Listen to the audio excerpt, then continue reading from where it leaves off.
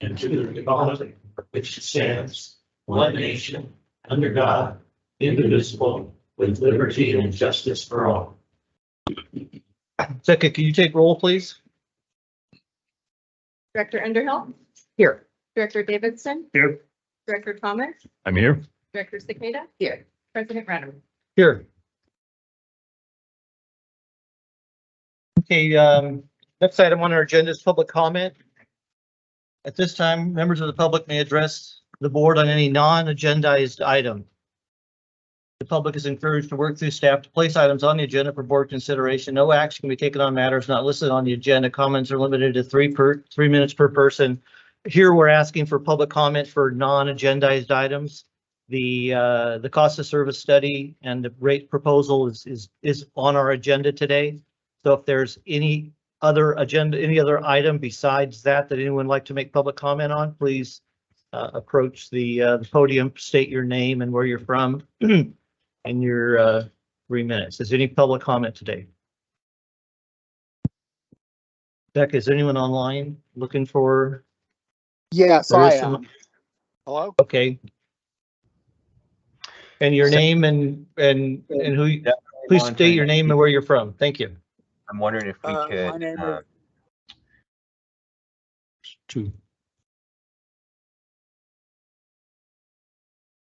Hello? Go ahead.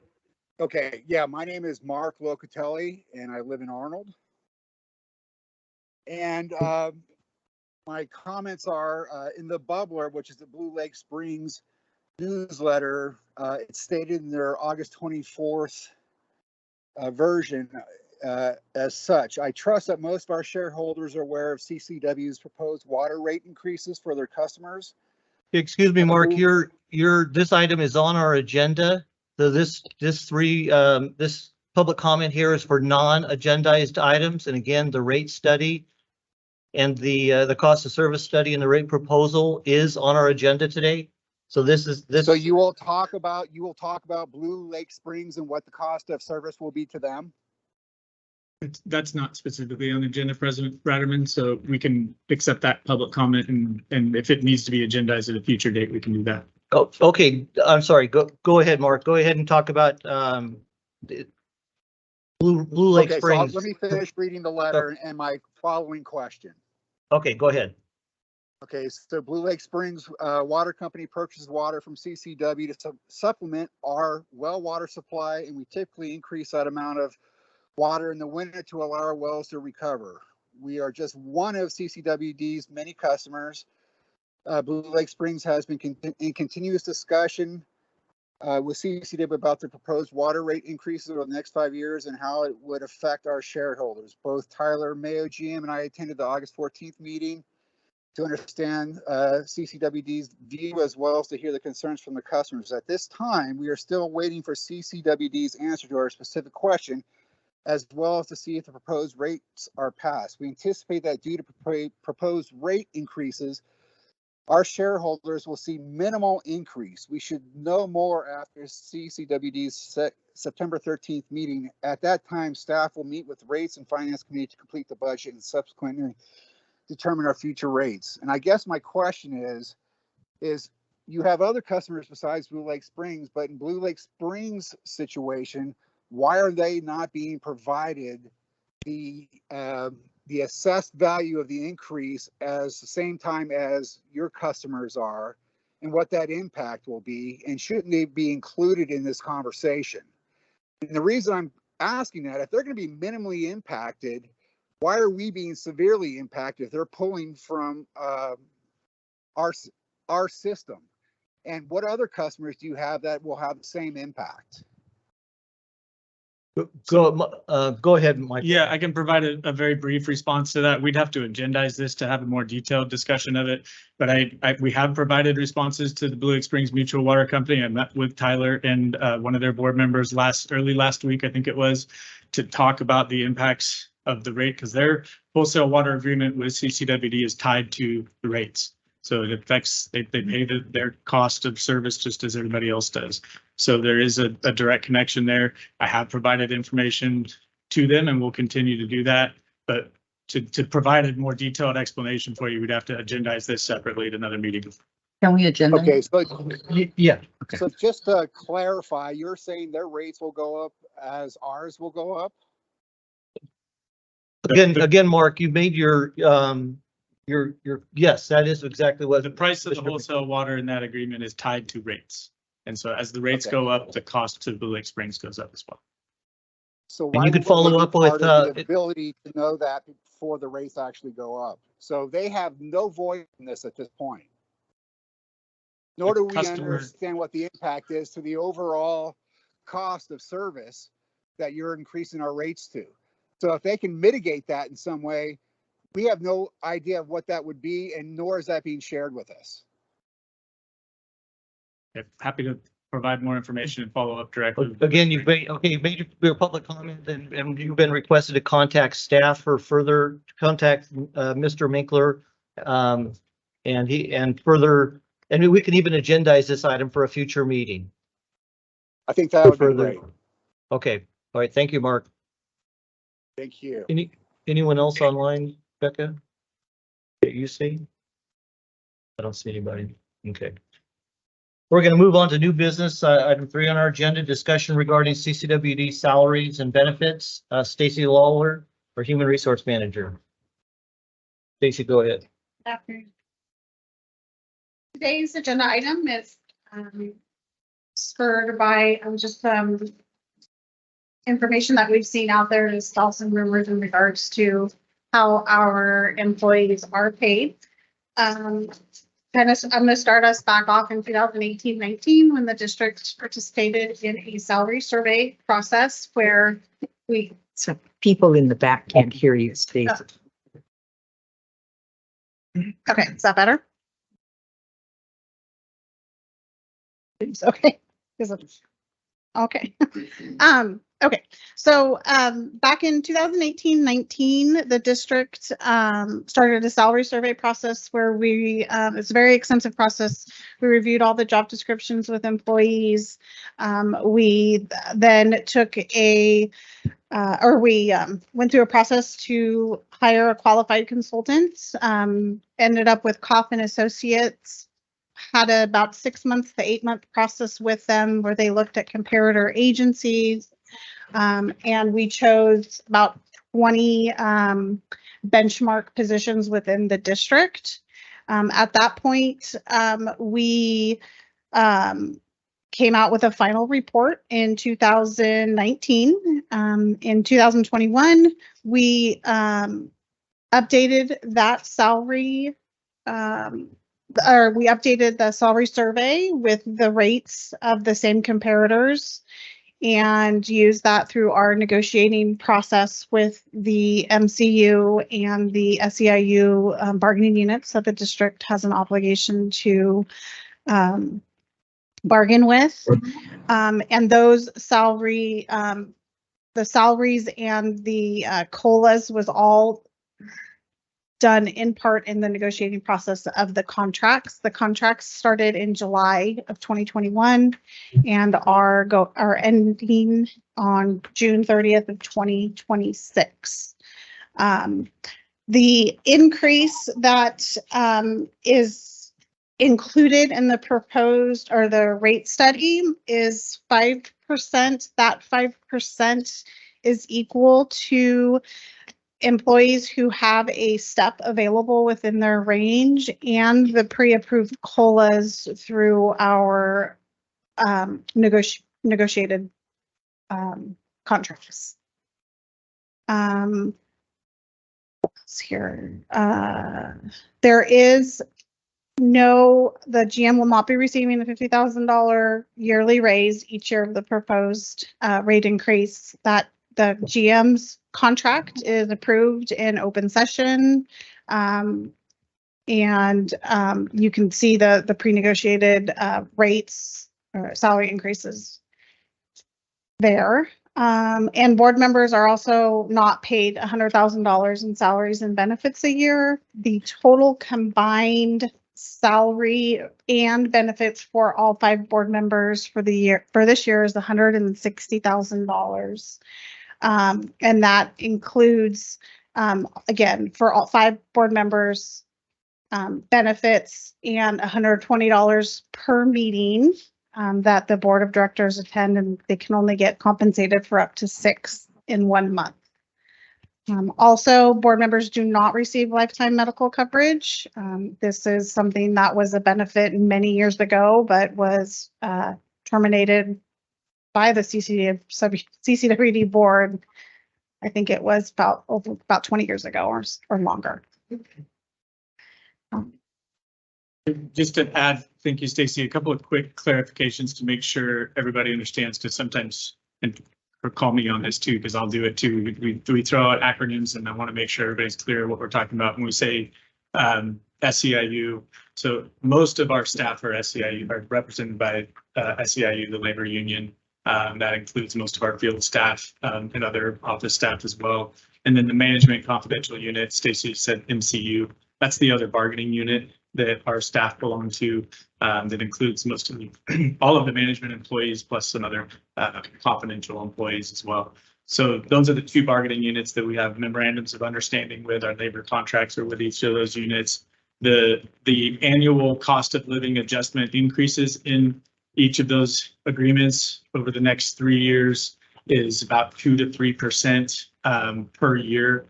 And then, as Stacy mentioned, there's other cost increases that are factored in there on an annual basis, which may include merit, step increases within the salary range for those positions. It may include health benefit cost increases, other cost increases that affect our salaries and benefits line item expense. So that's why the 5% number is used in order to capture all of those costs, but that's not a 5% pay increase to every employee. So I just wanted to provide that additional explanation. And then on the salary survey, we put a lot of work into that to make sure that we're not overpaying employees compared to other water districts. Because for us, it's really important to make sure we're not overpaying, but it's also really important for us to make sure we remain competitive. We have to have a really highly skilled workforce to do the work that CCWD does. And if we fall behind in the labor market compared to other similar water agencies, and we're not comparing ourselves to Bay Area, big Bay Area agencies or anything like that. But if we fall behind compared to other similar water agencies, we're not able to recruit and retain the really highly qualified staff that we need to keep water and wastewater services operating. So while it's really important that we don't overpay, it's equally important that we don't underpay and lose staff that will impact our ability to provide the services that we're responsible for providing. And the reason this item is on our agenda today is not that there's any changes to the to salaries or benefits for staff or anyone else. It's just to clear up misconceptions and misstatements that have been in social media mostly, and in emails and comments to us directly. So it's just an informational piece before we dive into the update for our next agenda item. But is there any public comment on this agenda item? This is 3A, discussion regarding CCWD salaries and benefits. If we do have public comment, please come to the podium, state your name and where you're from. And if I could make one last point, President Ratterman, sorry, Francis, I don't want to interrupt you, but just Michael, one last point. In Michael, the agenda packet, we did. Can you put your mic a little closer? Sorry. In the agenda packet, we did include, as I think Stacy mentioned, the updated salary survey that shows where CCWD stands as a whole compared to the comparator agencies that we used in the salary survey. So it shows where we are compared to those other And agencies. you did that, both the old rates and the new rates. We're in 2 places on that.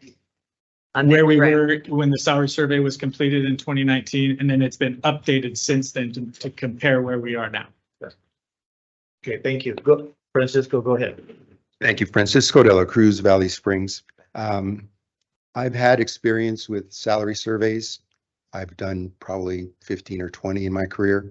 My comment would be the comparative agencies, they're stretching it a little bit. I think if you start looking at the city of Lodi, city of Roseville, city of Tracy, county of Sacramento, you start looking at their infrastructure, their ability to pay, all of those things. they're going to be able to afford a better paid staff just because they've got a lot more people to pay, et cetera, et cetera.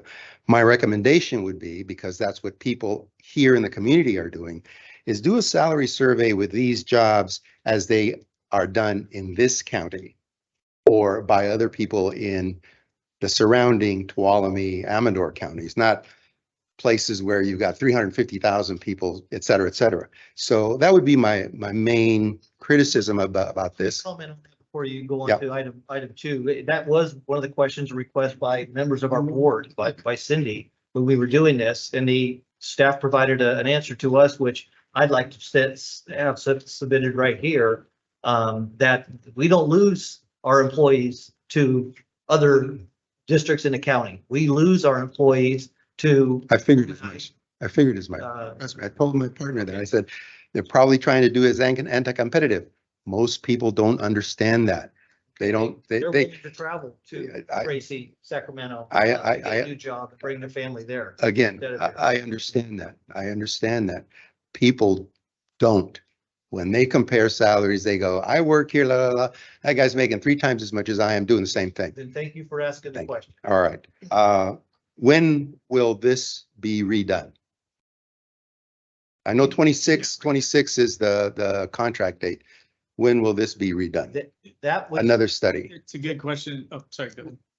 We did that before negotiations for our last contract with the Right. CIU and the management group. We asked to have that done so that we were getting it right, so that Yeah. we knew what the numbers would be going into negotiations. It will most likely be done with the contract with our unions, with I think it's a 5-year contract with both management group and the SEIU. I think it ends in 26. Is that? So we will 26 or we 20. will most likely be redoing that just prior, probably 2025, to take a guess. It's not like, there's nothing on the calendar right now to get a consultant to do that for us, but. Can the union strike? Either of them? Do we have a plan? No strike clause in our. Yeah, that's what I was asking. I'm not quite sure how that works out if they decide to strike anyway. Yeah, they can walk around with picket signs and put on shirts but I'm not quite sure what the outcome would be with a no strike clause in our contract. I'm not quite sure. Well, it's important to know. I didn't know if this particular contract had a no strike clause because obviously you plug up the toilets, you plug up the water, you start killing people. So obviously you'd want to take the strike decision very seriously. Thank you. All right, thank you. And Stacy, it's. Yeah, we have one more. Well, go ahead. Go ahead. No, and then one more after you. Oh, I'm sorry. Mike Rogers, also Valley Springs. I just want to kind of expound on what he was saying. And, when I look at that data and, just simply doing the math, you take Placer County has 405,000 people. And then, so I don't know about that specific district, but let's just say for the sake of argument, they've got 50 to maybe 100,000 meters, somewhere like that. So you're taking that data and the math, pencils out a lot differently when you divide it by the number of ratepayers. So it's a significant chunk per average ratepayer in this district relative to these other analysis. I think his point about trying to find, it's very difficult. You can't find comparative analysis within the county. I get that. It's, to your point, it's difficult. But this is the challenge we have, is you're taking operational costs, whatever they may be, salaries and everything else, and you're dividing that by 13,000 ratepayers in this county. And that's the challenge. And when you do the math and you look at it that way, it's like this. Because you're not dividing it by. That's the challenge on almost every expense item on our. Undoubtedly. So we need your help to address that But disparity. just a comment to that, because what we're really talking about is miles of pipeline and power used, and our infrastructure is widely spread out. We have 300 and some miles of sewer line, 230 of it that is under pressure. And we have only got 5,000 ratepayers of sewer.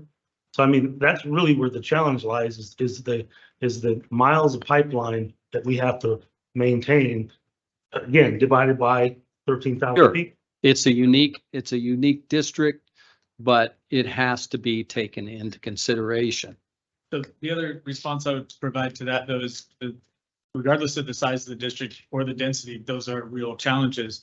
The skill level of our workforce that's required to operate the systems that we have is comparable to, that's why we look at not just the agency itself, but on a job description basis, we go through in detail comparing job descriptions to make sure that there's a match among the job duties that those positions are required to do. And that's the basis for making it a relevant comparison. That's because those are the agencies that we're competing against in the labor market. And if we don't have the treatment plant operators that are qualified to operate our treatment plants or distribution systems, which are more complex than any other in the county, they're more similar to some of those other agencies, in some cases even more complicated than some of those other agencies. If we don't have the highly skilled and trained workforce that it takes to operate our systems, that's becomes a detriment to the community and our ability to provide the service to the community that we have to. And that's why we think those are relevant comparisons. And one more item in the same, on the same subject before you, we Pretty much. move on to a different item, is we have 13 different separated, not connected wastewater facilities and 6 water facilities. Each one of those requires operators at the same time. So unlike the city of Lodi, city of Elk Grove, that have one big sewer plant, one big water plant, everybody's there working together. Ours is spread all out. Those qualified initials behind our guys' names and the operators, where they have to, the training and certification that they have to go through is the same in all these areas that we're talking about, Placer County, El Dorado County, as well as the valley. And we have, again, the 13 plus 6, it's 19 separate operating facilities at the same time. And a lot of our guys are have both water and wastewater, which is unique. And that's in an attempt to have somebody up in West Point doing two different things at the same point, at the same time in other areas of the county as well. I'm sorry for taking your time. Go ahead. Not a problem. Thank you very much. Patrick Roy, Valley Springs. I have a question that was raised when reviewing the list of salary comparative locations. What criteria was used to establish those comparators? Because I noticed all of them, with the exception of Amador, have a larger population base and a much higher CPI compared to the national average, which I would think would skew the results higher accordingly, which would make us make your rate increases and salary bases appear lower. We are 9.1% of the national CPI, where Sacramento is about 16 or 17. Tracy is, I think, somewhere in the neighborhood of 11 or so. The closest to us was, I believe, Amador at 10.1%. So, I mean, the selection process is definitely of interest to me and maybe to others, because I think it would affect the results of the comparison. This was a big topic when we were doing this study. It was huge. It was a lot of discussion came in here at the board level. Our staff, employees, as well as the union representatives came in to decide which ones we were going to be using. The answer has already been discussed. It's to the other companies, the other districts that we lose employees to. The other districts that our employees that leave here go somewhere else because there's better pay there. That's where our and I'm going to ask Michael to continue and provide additional or Stacy. I have. Okay, go ahead. But- Criteria that was used to pick these. If I may, churning has been a fact of life in just about every field of endeavor for decades. I don't see where that's going to change here. I didn't understand that. Say again, please. Churning, which is the process of businesses in the same field stealing employees from other like businesses, experienced employees, has been a fact of life for decades. It's that in aerospace, it's that in defense, it's that in construction, any field of endeavor you look at, that's not going to change. You're going to lose employees to other agencies. It's just a fact of life. And that's going to be conditional to or impacted by not just quality of life, but the area that they've chosen to live in, recreational facilities, schools, other regulations that impact family life. So those are decisions that are based more on just wages. In an attempt to minimize those churning or loss of employees to like-kind districts, that's the reason that they're paid what they're are, so they stay here, and we have the same qualified workers as other districts. But Stacy has the I'm sorry for interrupting. criteria. It's based off of organizational type and structure, similarity of population, staff, and operational budgets, scope of services, labor market, and geographic location. I thank you for response to the question. Thank you, Ben. Any other public comment on the item 3A salary? Yes, oops. Okay, hang on, we got someone at the podium. We'll go online in just a minute. Not on that, but I just wanted to say, I moved to the front so I could hear a little better. In the back, I know from experience that when people have a question or something, they're not going to raise their hand. They're not going to make any noise about it. I'm asking. It sounds like a lot of mumbling. Sometimes we don't get your words in the back. So, and same with you, but I'm so grateful that you guys sit right in front of the mic. Even with the speakers back to us, this mic is everything. We can hear them and we can hear you, but this is, Okay. Well, thank Anyway. you, Marty. We'll listen up. looking into Yeah. it. Your words matter. Thank you. Okay, thank you. Anyone else in the room, public comment for this item? Okay, go ahead online. We did have it. State your name, where you're from, and please provide your comment. We have two people. Yes, this is Mark Locatelli from Arnold again. And I'd just like to follow up on the last gentleman's comments about retention and the fact that that's a everyday occurrence in any line of work. Just out of curiosity and to help us understand from a public perspective, what are your expectations in terms of people leaving versus actual? So if you say we would expect 1 to 2 employees a year to leave the company and we're losing 5 or 6, we feel we have a problem. So what is your goal in terms of retention versus what is actually happening in your district? That is a great question. It's hard for us, I think, to define a specific performance metric on that, especially these days, because it has changed so much just in the last few years. We've experienced a lot more turnover than the district has in years past. So I think it would be hard for us to nail down a specific target. I can tell you just in the last few months, we've lost 4 employees to other agencies or private sector employees or private sector employers that are not far away. And one of them that we don't include as a comparator is East Bay Mud, which is right here in our backyard. They hire staff locally. And we don't include them in our comparison because we're not trying to compete with East Bay Mud. We're not trying to pay Bay Area salaries. We know we can't compete with them, but they hire locally here for Pardee and Comanche. So that's sort of, we understand there's going to be turnover. We're going to lose out in some cases, and we're not trying to have a 100% retention rate. But it would be difficult for us to identify a specific target, especially with the way that the labor market has shifted dramatically just in the last couple of years. Michael, Really good question, though. to hire the recent district engineer. How long? That was about a year-long recruitment process for that position, but we've experienced other positions where we have long-standing vacancies because they're hard for us to recruit people to fill those positions, both in terms of the skill level that's required and just the availability, the candidate pool that is available. And we've had another vacancy in the engineering department for longer than that. I don't know if it's going on 2 years. It's not just competing with public agencies. I mean, Right. Agriculture has a big, solid waste and agriculture are tied together. There are people that are working down in the valley for these, big farms or wineries, and, they have wastewater treatment as well. Right. Okay, hang on one second. We're taking turns. So I'll call on you in a minute, but we're going through the people online for public comment.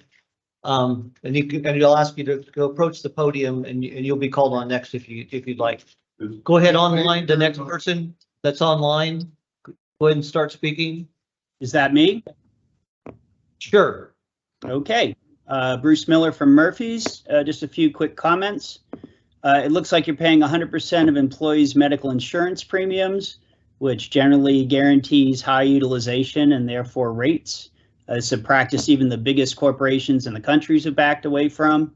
And you might want to consider even modest cost sharing, which really shifts utilization and frees up money. Employees might be just as happy to take cash instead of medical. I think your ratepayers are more likely to compare district salaries to their own rather than other districts. According to GovSalaries, the district median salary is 181% of US median salary. At the same time, rural incomes trail urban incomes. I'm sure your employees earn that money, but consider the optics of making $200,000 a year with benefits, then asking people to make a fraction of that to give you more money, and then saying, hey, we're only taking $4,000 a year in raises, which is what we need to keep up with the Joneses, when there aren't really that many Joneses in this county. And I think if the district perceptually isn't willing to suffer to any degree along with your customers, they're highly unlikely to be sympathetic to your needs. Your guaranteed income increases will dwarf your water bill increases along with contributing to them. So just don't be surprised when your ratepayers vilify you, both publicly and to your face. And one might question why such competent, well-compensated employees have allowed the district to dig this deep a hole for itself in the first place, and why that performance should merit any pay increases whatsoever. I do know there are competent special district employees within the county that make far less money than this. Thank you for your comments.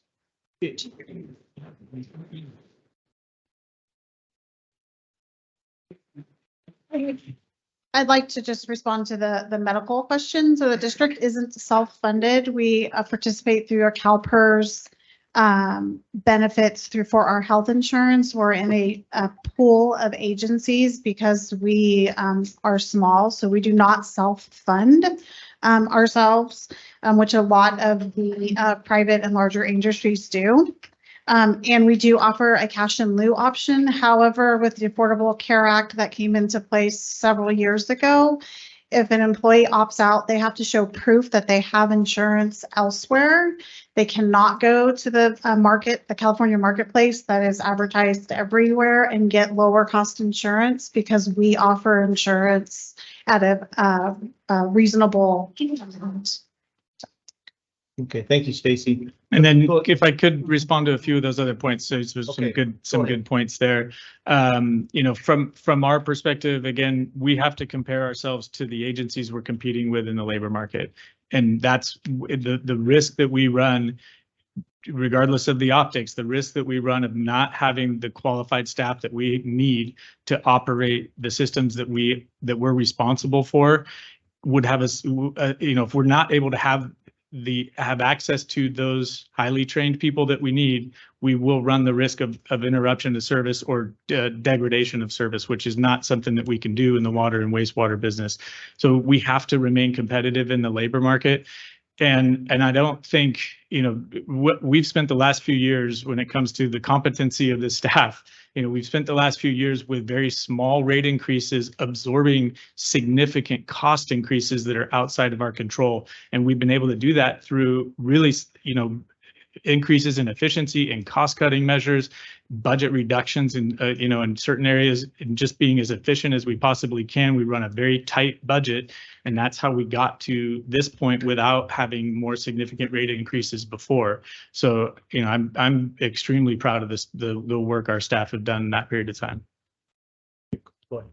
Thank you, Michael. Okay, Your name and where you're from. Ray Gillum, Angels Camp. My cousin owns the house. He never got notice that there was going to be any increase or any of these meetings. He has no notice. He sent me down here to tell you guys you can't continue until he has his notices and he has a voice in this. Did you say Angels Camp? I live in Angels Camp. He lives out at, We don't serve it in Angels Camp. You wouldn't get a notice. Where's your? so you're not gonna raise the rates in Angels Camp at all? No. No. Okay, can I say I something think else? you should vote unanimously to do that. Please. It's hard enough on Social Security to pay the bill. The other thing about this, the water place in town, a while ago, I told them I'll never walk in their door again because of the way they act. 2 complaints I've had for years and they will not address it. What is the If- water, what is the water place in town? San Andreas Water, Oh, okay, yeah. Okay. They, We're not associated with CPUD. Are you aware of that? are you above them? No, No. we do not oversee them. They're a separate special district, just like us. They have their own board of directors, just like us. Okay, so, And they have a general manager. okay, thank you for the time. So you're not gonna raise the rates in Angels Camp at all? No. Where is it getting raised? I don't understand. So, The areas that we serve- yeah, and it's a good question. There's confusion out there about that, I know. So CCWD has 6 water service areas that are spread throughout the county. We have 13 different wastewater service areas that are spread throughout the county. Our customers are only those that are within those service areas. So it includes, just above Murphy's all the way to Camp Connell, Copperopolis, Valley Springs, West Point are kind of the big ones, but there's smaller ones in between there, Sheep Ranch. Our rates only apply to those customers. So so any other wastewater agency is outside of our jurisdiction. Okay. Thank you for your time. Thank you. Have a good day. People on Social Security, I only make 800 a month. Can't afford this. Have a good day. Thank you. Anyone else online? Sophia online, go ahead. Okay, I just pretty much have the same things as Bruce and Mark was saying earlier. I'm from Arnold. I've lived here quite some time, and I remember back when it was $50 every 2 months. And I have personally, it wasn't that long ago. And Sorry, if you're online, and if you're not talking online, if you could mute yourself so we could hear the person that's talking. Go ahead, Sophia. okay, can you hear me? Yes. Okay, I was just gonna say that I was agreeing with Bruce and Mark, what they were saying earlier.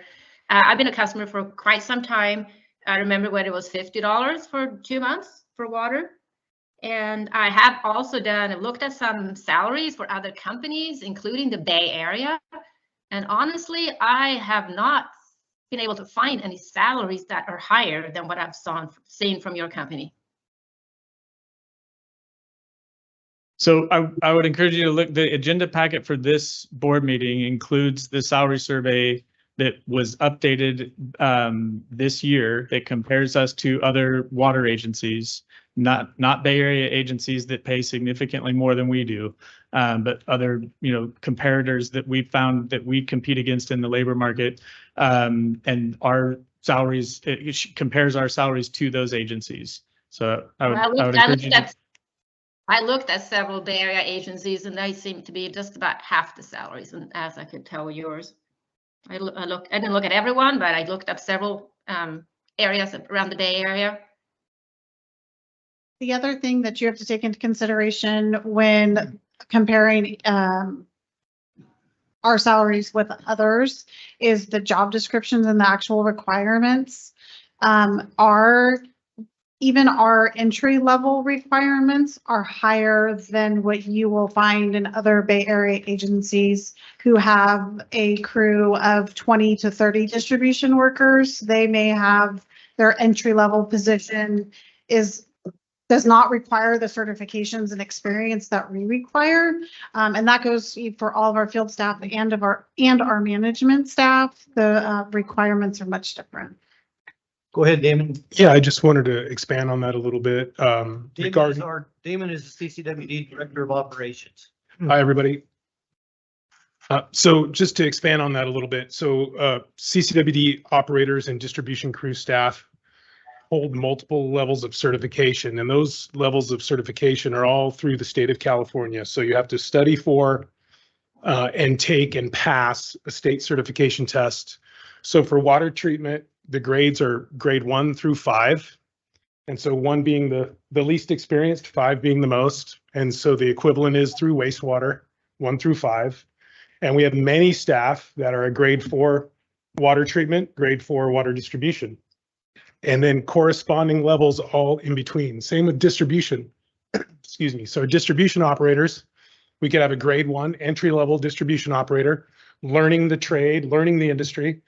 And we can have a grade 5 who's responsible for, say, for example, the Ebbets Pass water system, which has, I mean, as you can imagine, a variable topography with over 100 different pressure reducing stations and valves, all working to manage the flow, volume, and pressure of the water supply.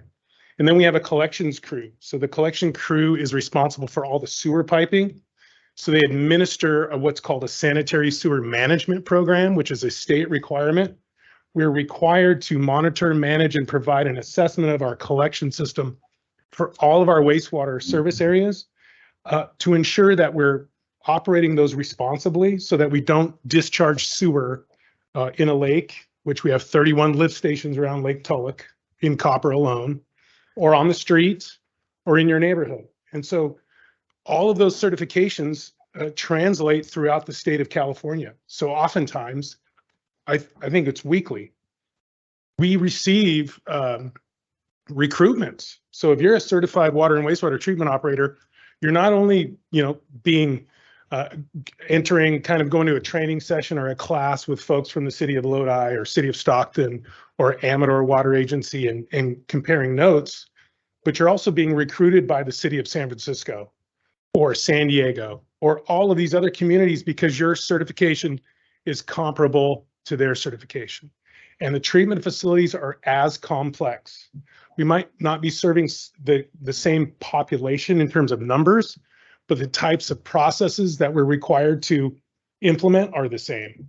So I just wanted to touch on that.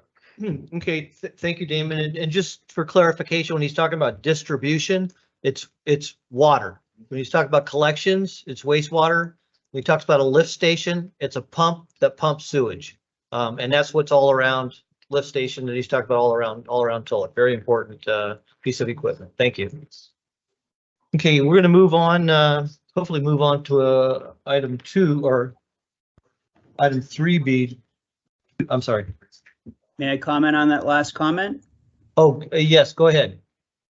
Just quickly, I think it's just a little disingenuous to say that people are being recruited by, for example, San Francisco without mentioning relative cost of living, which should be a consideration in any salary survey.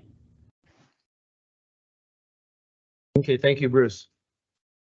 Yeah, I acknowledge that, but I also acknowledge that I know folks that live in the foothills that bring their fifth wheel to Sonoma County and work 410s so they can make that wage and then come home to the foothills on the weekends. And just not too long ago, we lost an employee to the Hetch Hetchy Authority because they operate, locally, not necessarily in Calaveras County, but they're not that far away. And so there are Bay Area agencies offering Bay Area wages in the foothills areas as well. Okay. All right, we're going to move on to, we're still in new business, item 3B. Wait a minute. Oh, I'm sorry. Go ahead. Go ahead, Russ. Are you interested in hearing any from the Yeah, no, directors? I didn't. I heard a comment a few moments ago that the wages represented on this sheet are twice what people are used to making around here. I've been building a house over the last several years, and I don't know where you're getting this information. Somebody who's making $6,497 a month. That is a wage rate per hour for a 2,080 hour year of $37.50 an hour. And I was paying carpenters that amount of money for working on this house that I was building, and they were all local. Sometimes electricians are $60 or more. Plumbers, local plumbers, were $75 an hour. So I really think that I see some people shaking their heads in disagreement, but I'm here to tell you that what I'm telling you is the truth.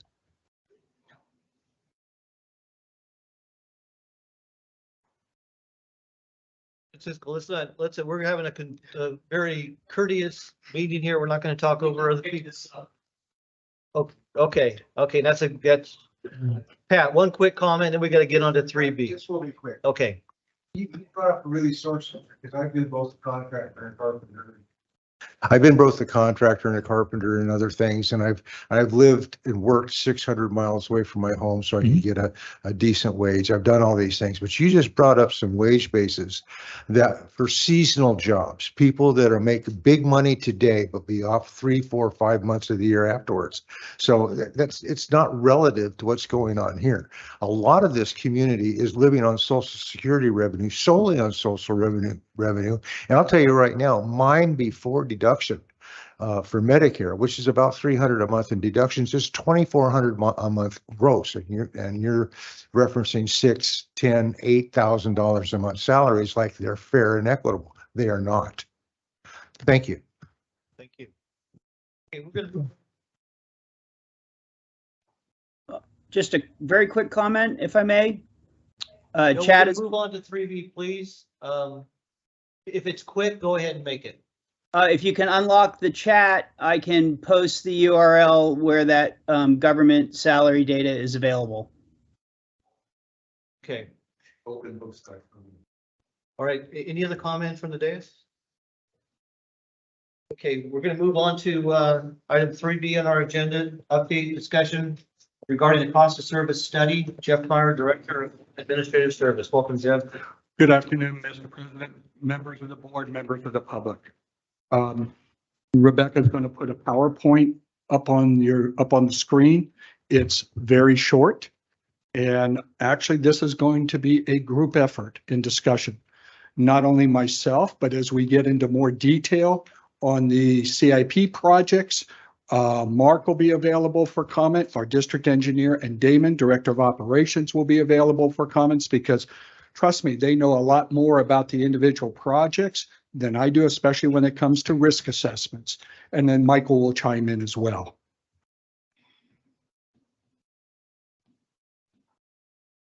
I'm not going to go through word by word of the staff report that was in the agenda packet, but the goal here today is twofold. One is to talk about the process we went through to develop the inputs into the rate study. That is the operating budget and the capital improvement budget.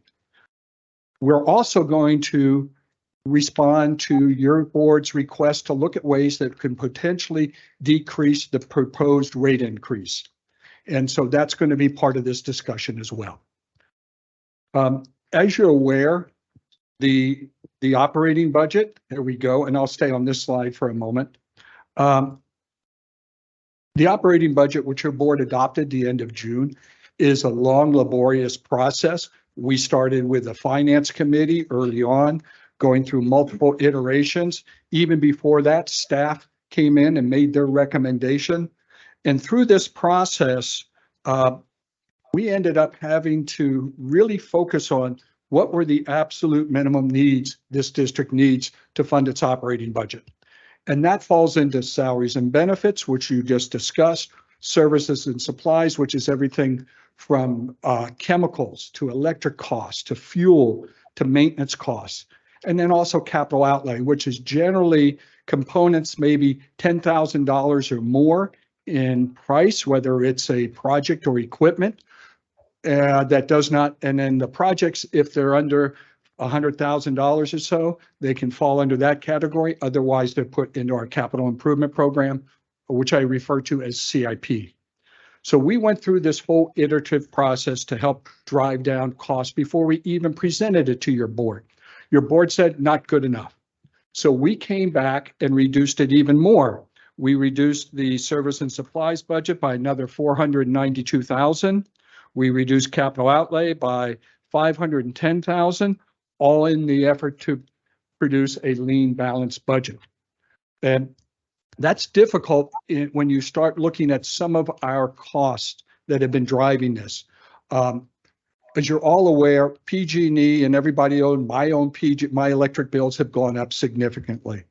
That pales into comparison what this district has gone through our electric costs over the last 2 to 3 years, and we get the majority of our electricity through NCPA. I'm sorry, CPPA, did that again. Sorry, Michael. Our costs through CPPA have gone up over 100%. 3 years ago, it was $900,000. It's budgeted for over $2 million. That's a significant increase above and beyond the CPI. We've have also significant increase in chemical costs.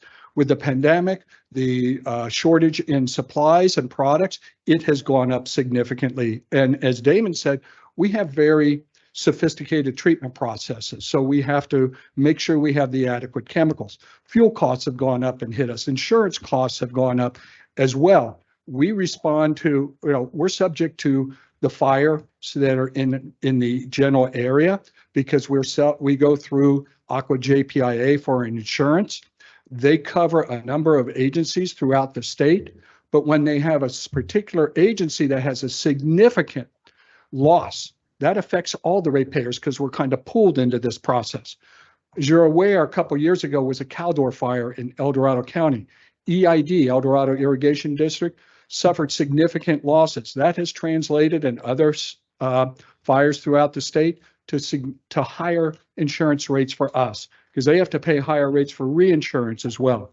So all these things have caused us to really drill down and cut everywhere we can. And one of the things that as we went through this process and your board adopted the budget, and yes, the budget does include the projected or proposed rate increase for starting, if it is adopted on next Wednesday, the increase would be effective October 16th. Those rates are not retroactive. They move forward. So it would only be for any services received after that we would get cost increases. That's not 12 months worth of revenue.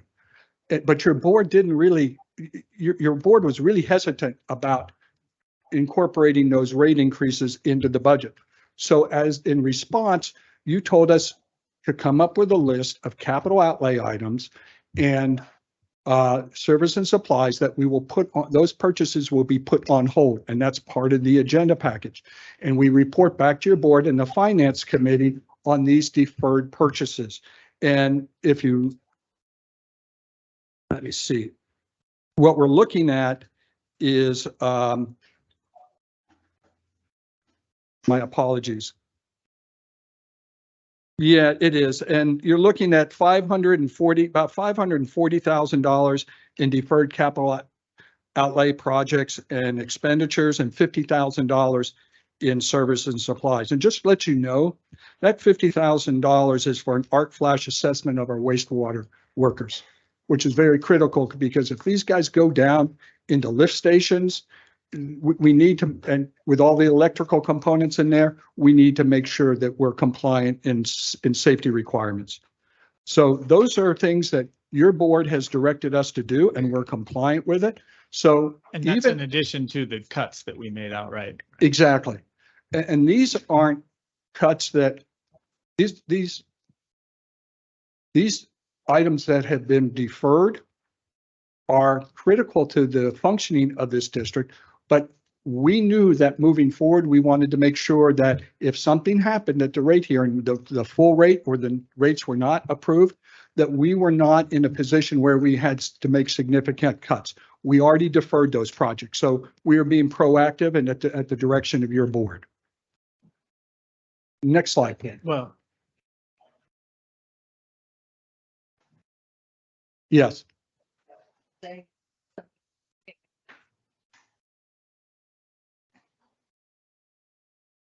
So we can. Let me. Yeah, yes, go right ahead. So you were just talking about those deferred items that you thought we would wait to see if we got the rate increase. Are you saying that those deferred items are something that you just pull out of the budget altogether if we're trying to lower this rate increase? Actually, the reason we deferred those, because they are necessary and they provide cost efficiencies.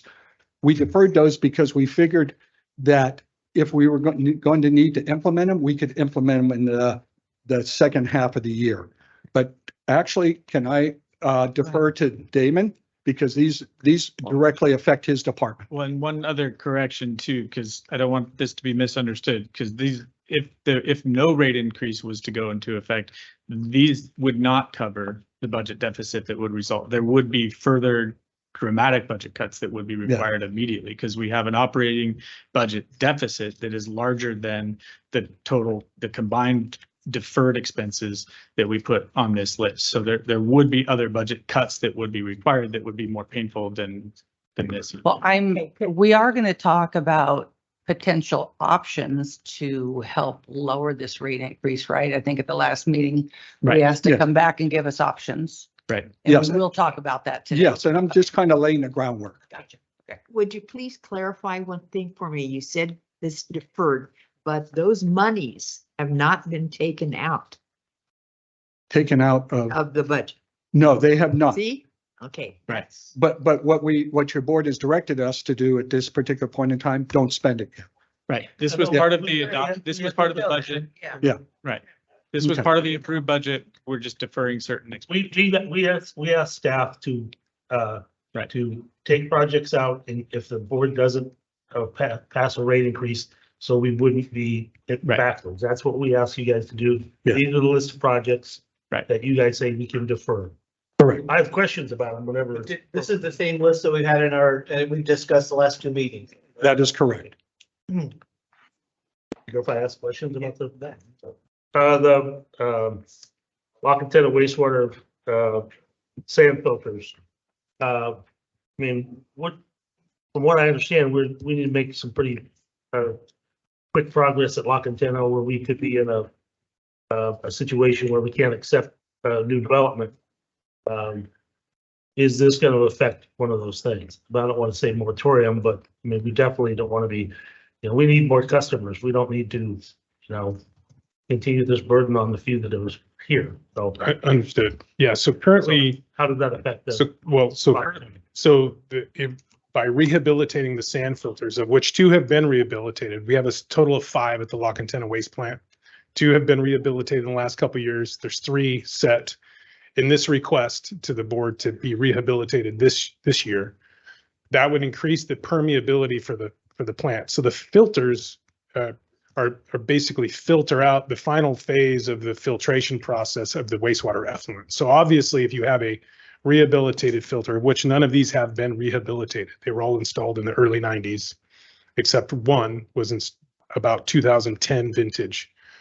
So they're not as permeable as they used to be. So you have to do what's called lance them. The media turns into kind of like a rock, and you take a pneumatic steel tube and you blast air to break up the filter media again. So this project, which is in capital outlay, would replace all the components and replace the media in the sand filters, which improves the throughput of the filter and improves the finished effluent water quality. So the water that goes into the storage pond, the La Cantera storage pond, which ultimately ends up on the golf course, would be cleaner for all intents and purposes, less turbid. We're able to get more turbidity out of it, more debris. So the real issue comes down to inflow and infiltration. So when we have a storm, the collection system isn't watertight. So we have stormwater finds its way into the system, and we end up treating stormwater, and it can have a negative impact on the facility. If we can't filter the water, we can risk having a discharge or an overflow at the wastewater treatment plant. We are going to talk more about La Cantera when we get to the CIP. But also the water that we treat at La Cantera is drinking water quality, right? When it's treated to a tertiary level, yes. Yeah.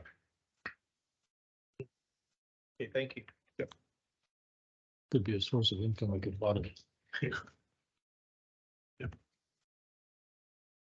On your screen before you is the first slide outlining the capital improvement program. And for those in the audience, I'll just from this point on refer to a CIP. As part of this process, staff started back in, I want to say October of last year, identifying a capital improvement program of all the needs within the district, both water and sewer. Combined, those programs totaled close to just over $200 million. 107.6 million in water, 93 million in wastewater projects. This was an exhaustive process because as we started looking at these, we decided that we had to make sure that when we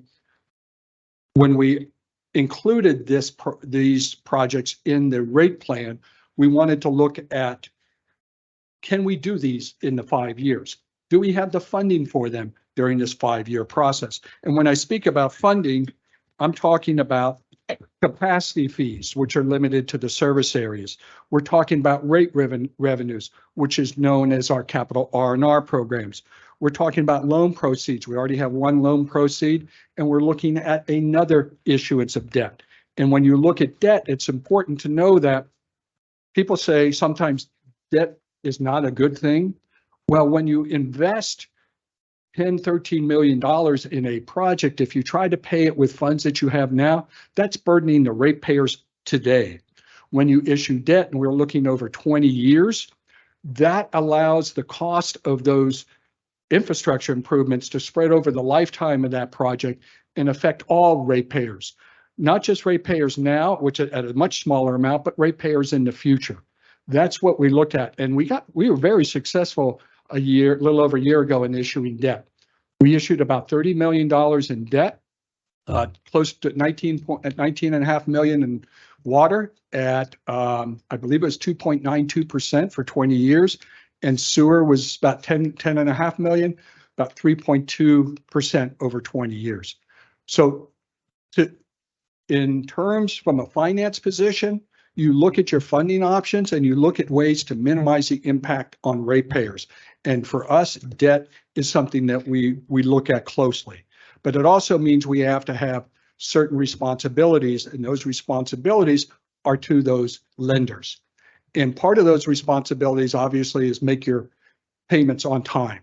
The other part within the loan covenants, and this includes our USDA loans, our loans that recently, and some of the older loans, they have loan covenants that require us to meet certain thresholds. One of it is what's called the debt service coverage ratio. Basically, after revenues less expenses, you have to have 125% left over of that amount to be able to meet your debt service coverage ratios in the loan covenants. And this is one of the reasons as we get into this that we're going to talk about as to why it's important in the early years to have these rate increases. As Michael alluded to, we have an operating deficit in the water fund. If we do not meet the debt service coverage ratios, the lenders, and it's not just the recent one, it's some of the others, can come back at us and either force us to have rate increases enough to cover these loans, or there's options that are beyond that, up to and including calling loans, which What's that process? That's a negotiated process that's really difficult in California because we're also subject to 218. So they would come in and tell us that they would look at us and say, you need to have X amount of excess revenues over expenses. You need to do this now. And so in looking at this. But that has not happened yet. It has not, and it's never happened since I've been here, and I started in 2008. It will not happen because not only does it negatively impact the current loans, we're going to have, this district is here in perpetuity forever. And it's going to have to issue debt moving forward. And if you have a negative credit rating, if you default on your loan covenants, the chances of you getting reasonable rates and not getting penalized is extremely high. So, and we don't want to do that, especially in these already high interest rate environments. So to me. But that's also one of the reasons we don't want to run stuff to failure. Because if we run things to failure and they break, then we're in an emergency mode, and it's going to cost more to fix it. So, I mean, that's just something that the public just needs to understand. This whole thing is project driven. We've got projects that need to be repaired, and they will be in another 30 years as well. The district has to last forever. So we're trying to, our staff has brought to us a plan that will not let things run till failure. We will repair them in a timely manner and fix them when it's most economic before they break and fail. And it, you know, it's a health issue as well. Very much so. And in looking at this, and excuse me, when we went through this process of scaling down these project lists, 108 million in water, and I'll get to sewer in just one moment. Part of this process is a risk assessment that engineering and operations performed. And I'd like them to come up in just a moment after I finish my presentation to talk about individual projects and why they're critical and what they're doing now.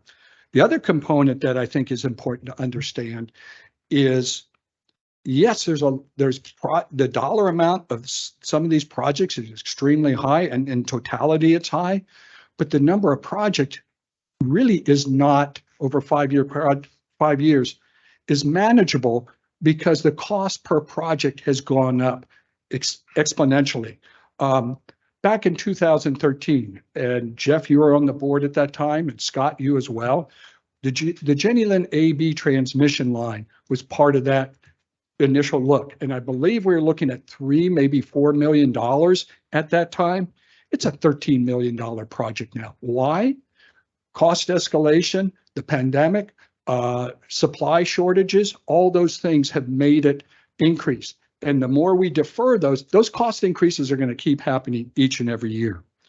Now, if you go to the next slide, please. Thank you. It's a little hard to see, but there's several projects, and I'll come back to those that are highlighted in light yellow. But we pared down that $108 million project list to $51.2 million, deferring, not canceling or getting rid of, deferring almost $57 million in projects. And when I mean defer, we move them out into subsequent years 6 through 10.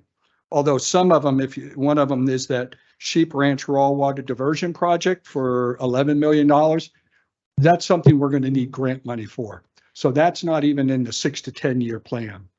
So if these projects that we pushed out, and it was done exhaustive review by engineering and ops, and a hammer by Michael and myself to cut.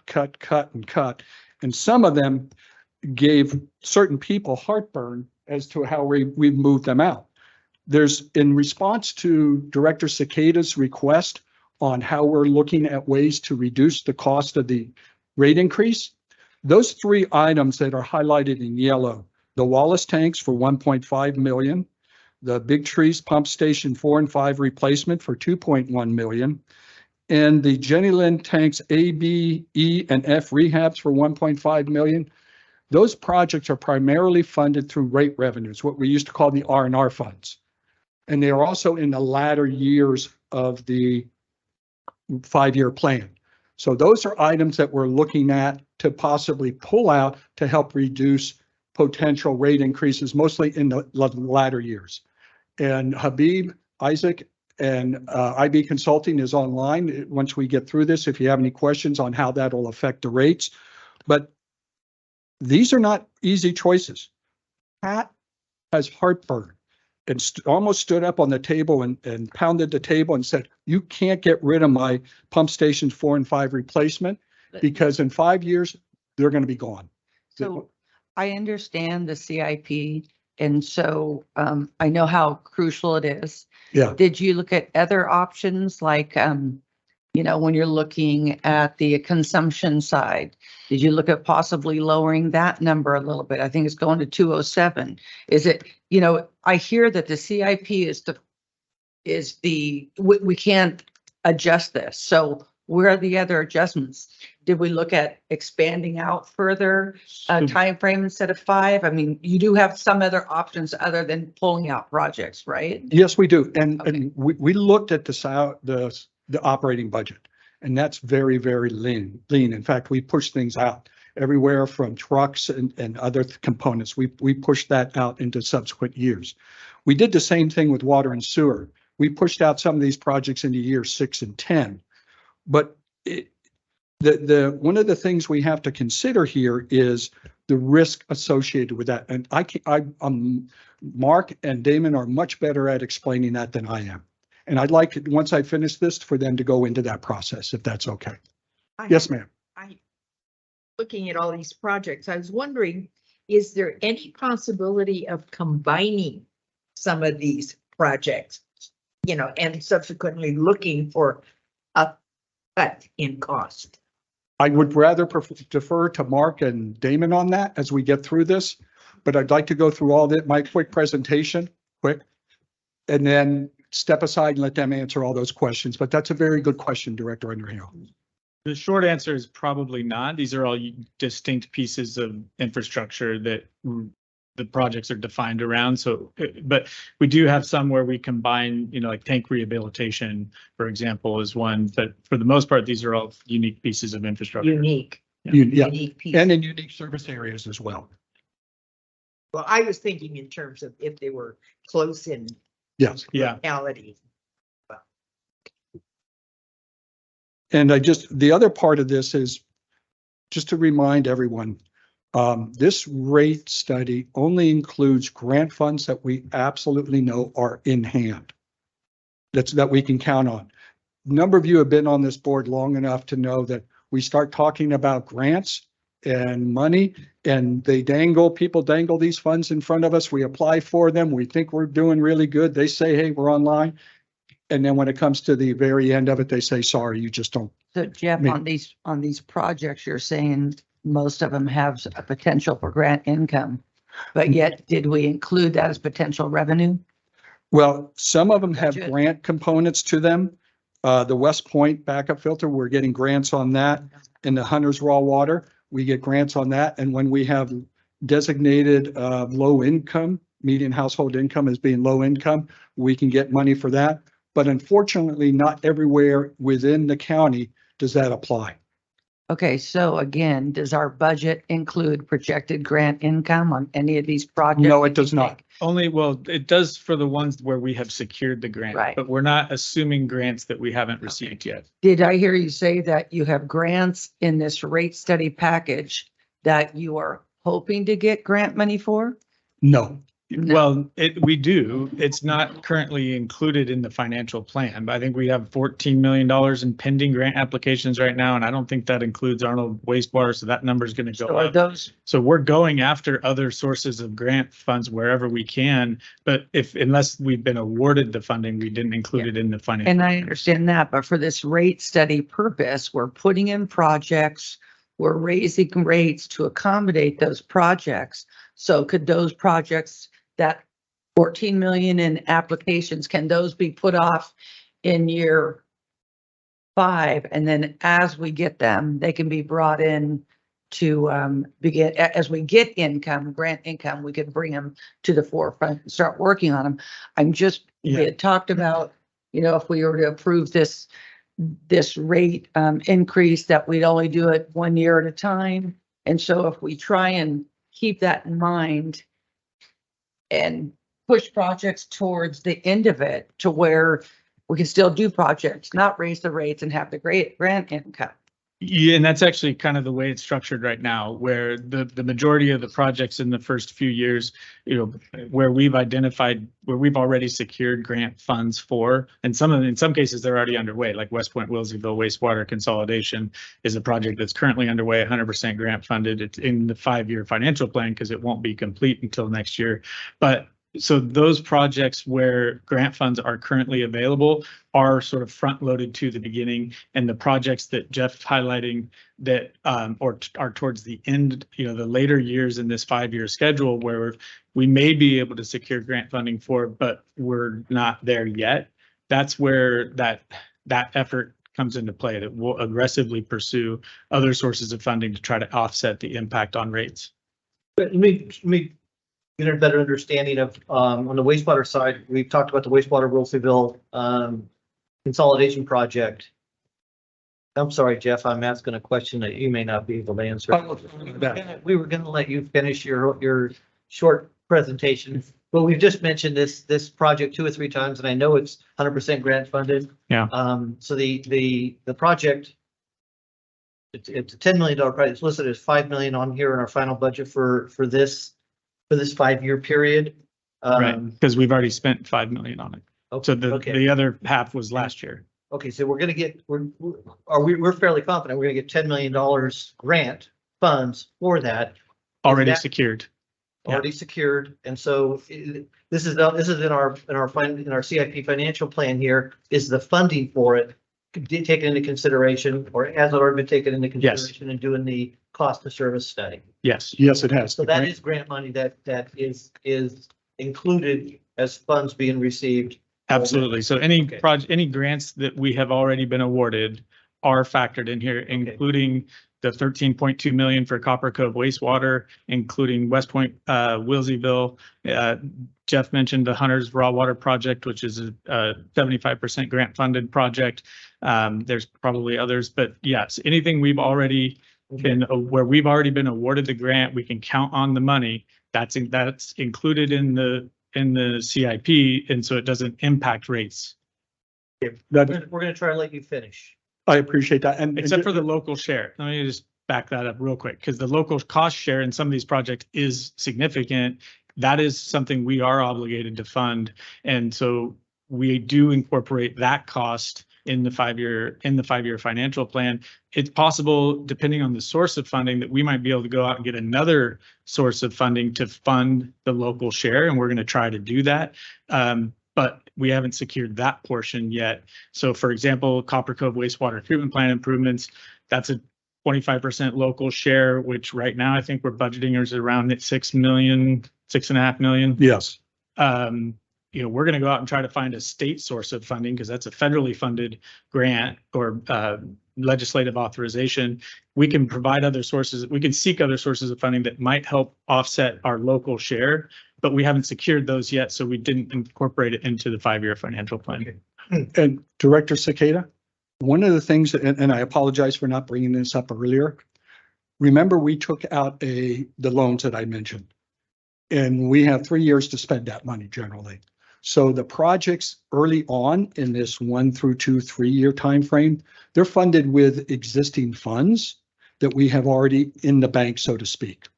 Whether it's the loans, the grants that Michael alluded to, some money we have in our capacity fees, and some current revenues that are coming in. So yes, those are the ones that we're confident and we can just get them done because they're timeframes, projects started and moving forward, and the urgency I'll leave to Damon and to Mark.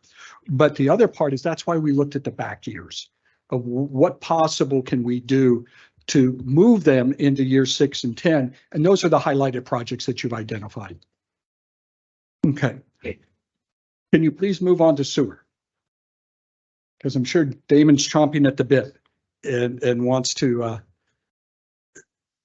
talk about how it affects him. Now, if you look at these items, we had $93 million worth of projects, and you can see again the total. It's just over 200 million in this first go round. Now, some of these projects, as we started looking at them, some of the project costs were changed due to engineering designs or other things that we did over time.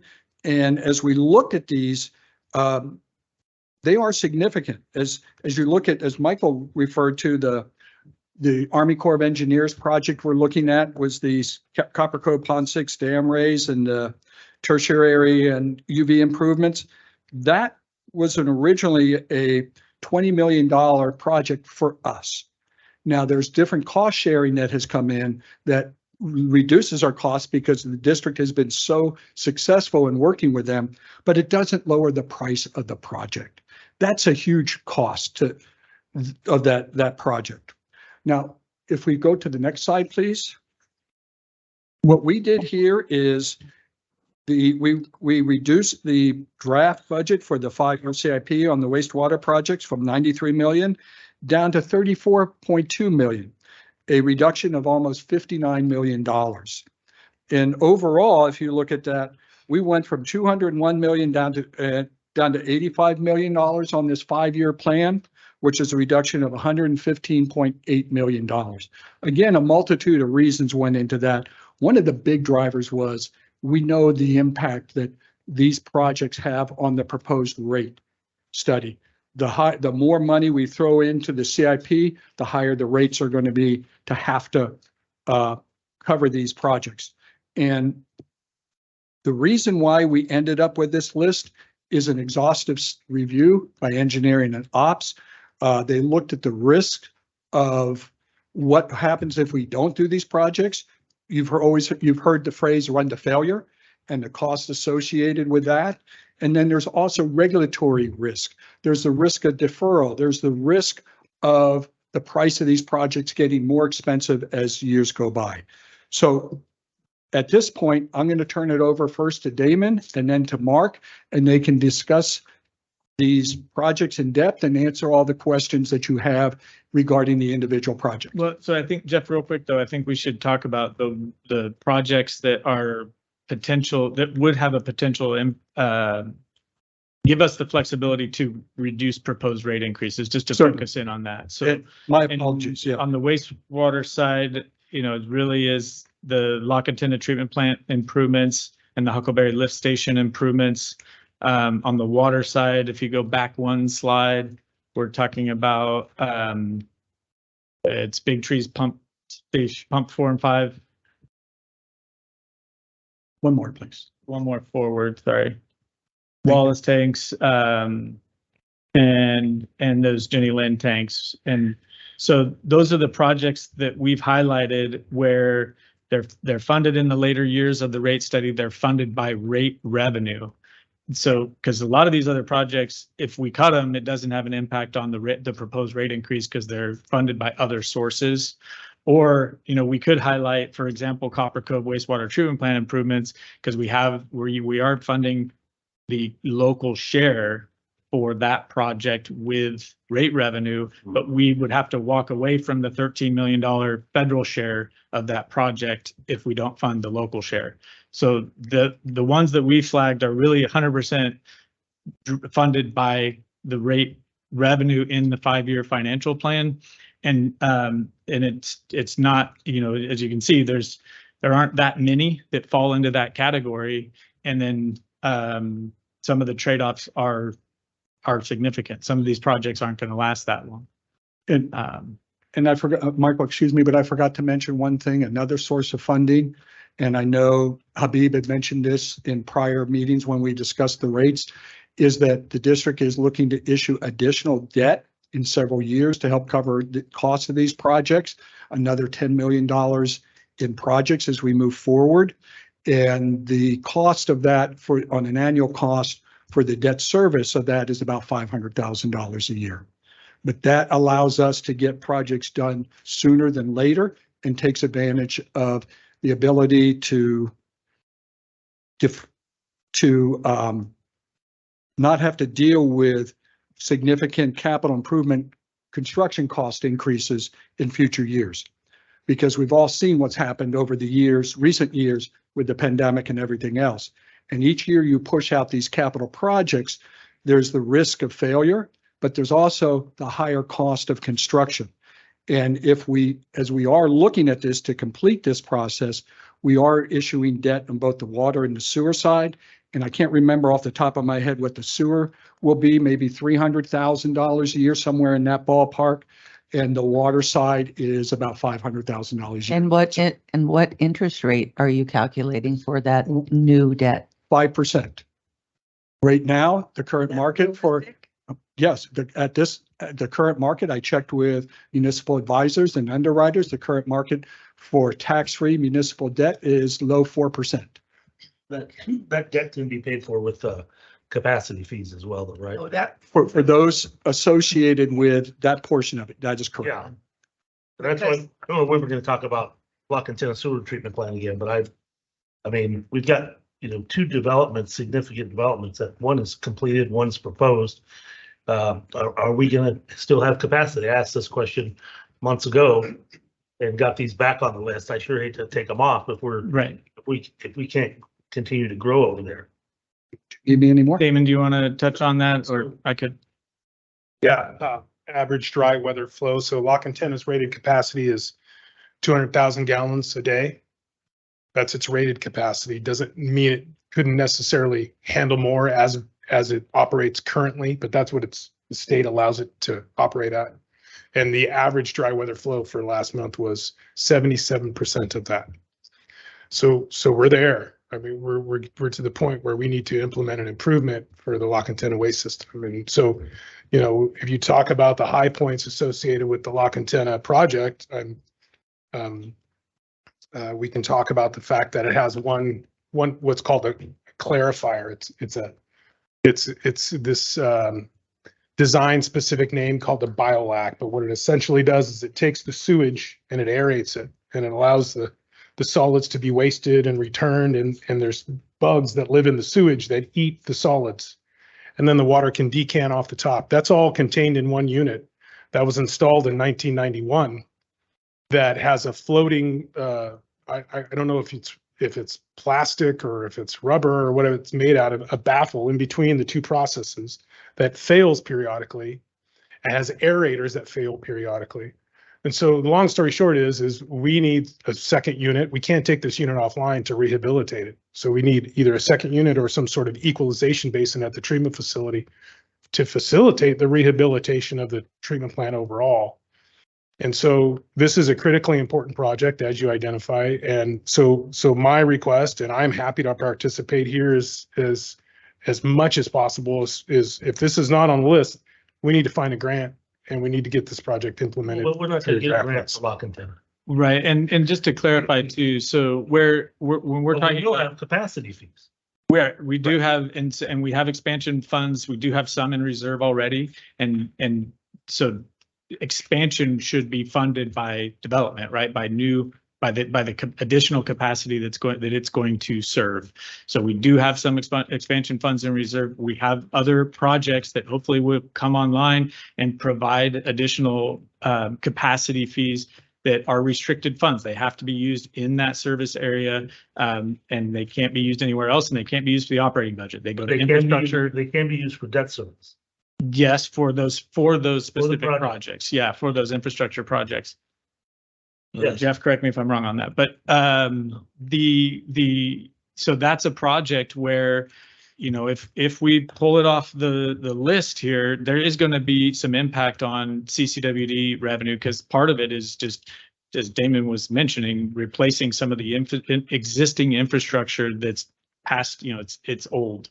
And so replacing some of that existing infrastructure and providing expansion with expansion funds and new capacity fees. So there's different aspects to that project and different funding sources that apply to those different aspects of the project. To your point, Director Davidson, we had pulled it off. We put it back on because of where we are in terms of capacity limitations at the plant. If we pull it back off again, it could have an impact on, and Jeff, you might have the detail on what impact that has on the proposed rate increase. But if we come up against that capacity limitation, we then have to find funding to implement the project, or it will have an impact on our ability to facilitate growth, which we don't ever want to be in that situation. So we have to find funding, and Valley Springs is very difficult to find grant funding for.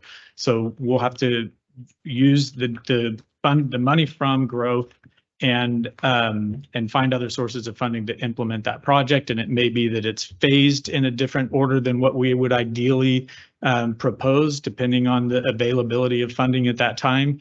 But we'll just have to get creative to figure out how to bring it online to address that capacity. We've got two pretty significant developments. We also have the J-Lin School, right, that is going to take quite a bit of capacity, but also they'll pay their expansion fees as well. So it seems to me we have kind of a funding opportunity for that. Even if we have to borrow for it, then we can still pay with the capacity fees. We can still pay in the debt service. Right, and there are, so those, as those projects come online, component of both. It's not just all new development. It's investing deficiencies. Exactly. So I mean, appropriately, rates should be used for part of this. That's correct. Right, replacement and expansion.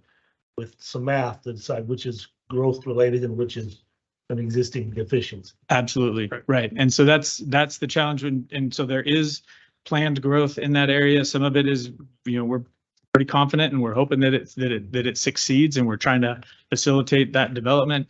but we can't count on that revenue yet until we start seeing that money come through the door. So we're cautious when it comes to assuming development revenue, because the district's been burned by that in the past, as many other districts have as well. So we don't assume growth in the financial plan, but that if that growth occurs, especially to the full extent possible, then we can certainly running something, getting up to almost 80% capacity and then pushing the project away doesn't seem responsible to me. So that's why it was included in the plan. There's a ramp up for the planning and development of the project and. Right. So I mean, I don't want it on this list to be taken off. I have a question about the 158 houses that we approved over there. Are we depending on that or are No. we? So like you said, we don't assume any of that revenue until we receive it. Although, yeah, so we're not, because the development still has to occur before we'll receive that revenue. And so we're cautious about that because we've seen it happen here before where a subdivision is approved and then doesn't get built out. And so if we assumed that we were going to get that revenue in our financial plan and the subdivision doesn't build out, it impacts the 5-year financial plan. So we're not assuming that revenue is going to appear until it actually does. And then it could have a beneficial impact on our ability to fund those projects in those later years. Let's talk about that for a second. But there was another component of that is can't remember the acronym, but it was a grant or a bonding mechanism that was unique. Program. Gold? Bold, okay. BOLD. Yeah. Okay, so I don't remember the name. The station? That's one of the developers is proposing to use, it's basically a newer version of a CFD, a community financing district that will pre-fund some of those fees. And we haven't used that program before, but it looks very promising. It looks like a very smart way to fund those projects, but we're not certain about that revenue until we're further down the process. And that BOLD program is still active. Yes. Okay, well, getting back to this, the suggested 80% of capacity, will those 158 houses diminish our excess capacity, or will we suddenly be 90% of capacity when those come online? Potentially, yes. Yeah. That's not good. No, and it's not only, there's a second development, Gold Creek is also. Right. Is done and ready. Right. Needs final. So we expect those will come online over time. It's not all going to hit at once, but as those lots are built out, we'll collect those capacity fees and we can apply that to these projects. So those are two right around, I don't know how many houses, you say 158 on, in one project. Behind the medical facility and the other, I don't know how many are in Gold Creek, but what other developments in the county are we looking at also? Are there? Well, that whole area, if you look at the county's land use map, that is, most of those properties down there are at a minimum, single family, or they have that new designation community center, which they can do shopping, they can do R3, they can do all sorts of things in there. I own some property like that, where you can pretty much do anything you want. You can have high density development, apartments, you can do kind of anything. All that whole area, the 8604, the old property, all of that has been designated for, at the very least, low density housing, which is 6 units per acre. But what I'm looking for in this, Much higher. In this conversation is what other developments in other areas in Arnold or Concord or anywhere else are there developments to that are this ready to be built? None that are that far along in the process. There's a few in Copper that are getting close to that point. None in Arnold or West Point. Okay. I have a question about this raising of Pond 6. Looking at this presentation on page 5 of the agenda packet, the Pond 6 at Copper Cove is the draft budget was 11 million, and we reduced that down to 4.3 million. that we're expecting to spend 4.3 million in this 5-year period. Is that correct? Yeah, Even, that's the district's share of that expense, right? okay, even though the design has been taken over by the feds. Design is complete. Design is complete. It is complete. It is, yeah, it'll be a procurement process that's managed through the Army Corps for the construction contract, but design is essentially complete on that one. That's the 25%, the 4.3 is our 25% of share of that. Right. Okay. Right. So it's moved up from 13. So 13 was the combined project cost of the tertiary filter and the dam raise, but the total project cost has increased. That's right. So that's why we're working with the federal advocacy effort right now. Part of that is to increase the authorized funding that we can get through that program to provide even more funding for that project. Okay, so for that, and as far as we talk about grant funds, the funding other, as far as being in the cost study, is any federal funds that we're looking at in obtaining through the Army Corps, is any of that income accounted for in the cost study? Yes. Okay. All of it. 13.28. 13? Okay. All of it. Thank you. And if we're able to increase that dollar amount, that would factor in here as well. But currently we don't assume anything beyond that 13.28. Any questions about any of the other, I guess, water projects that would be highlighted in the light yellow? I can give you some bullet points on those. Wallace tanks. Both, one was late 80s, early 90s vintage. One's 225,000 gallons. It's a welded steel on the ground tank.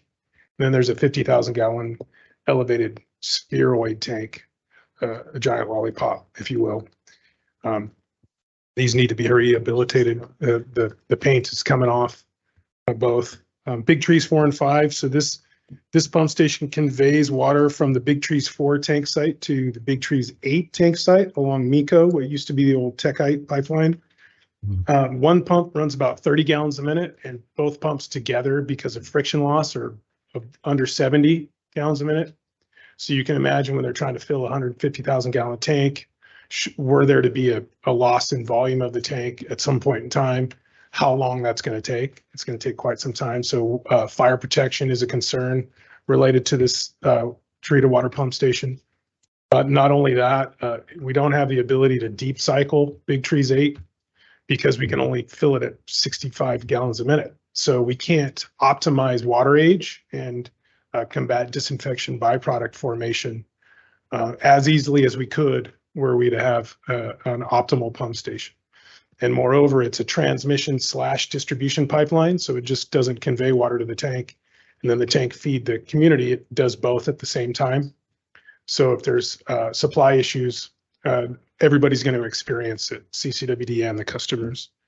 So just so people understand, these big water tanks, we found that they probably weren't the best idea because there are new rules on contaminants, cryptosporidium or whatever it is, that if we're in violation of, the state gets on us.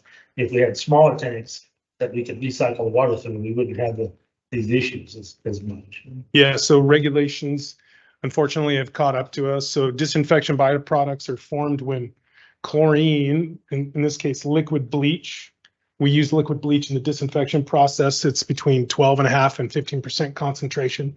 So the bleach in your house is usually around 5%. So we're using a magnified version of that. When it reacts with total organic carbon, which naturally occurs particularly in surface water, through the decomposition of leaf litter and plants and trees, you can form, or what disinfection byproducts can be formed, and there's two types.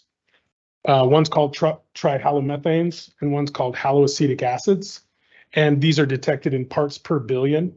And they've always been in the chlorinated water supply. However, as that regulation has become more and more stringent, compliance becomes tougher and tougher. And one of the challenges that we have in a rural water distribution system is we're considering water quality, but we also have to consider fire protection. And so for a place like Dorrington or Ebbets Pass, I mean, we have arguments in the office about what size a pipeline needs to be, how big a tank needs to be relative to water quality, because we're battling both issues. And disinfection byproducts are formed whenever you have more. So if you have more chlorine, more total organic carbon, longer water or older water, greater water age, higher temperature. So all of these things work together to create a stronger disinfection byproduct that's harder for us to remove. One of the most foolproof ways to remove DBPs is to flush, reduce water age. So it's counterintuitive. So here we are, building infrastructure, storing water, ready and willing to assist firefighters in fire protection, but also trying to combat a compliance order from the state and ensure that our customers have a reliance in the water and they know it's safe, wholesome, and healthy. If it were a true public health and safety risk, it would be an immediate notification to everybody. These are thought to be systemic long-term risks associated with bladder cancer and other forms of cancer. The verdict is still out. However, obviously our approach is ensuring the safe, healthy, wholesome, healthy supply of water. And so what Director Davidson talks about is exactly right. So, years prior, 10, 15 years ago, build a giant storage tank, have plenty of water for consumption and for fire protection.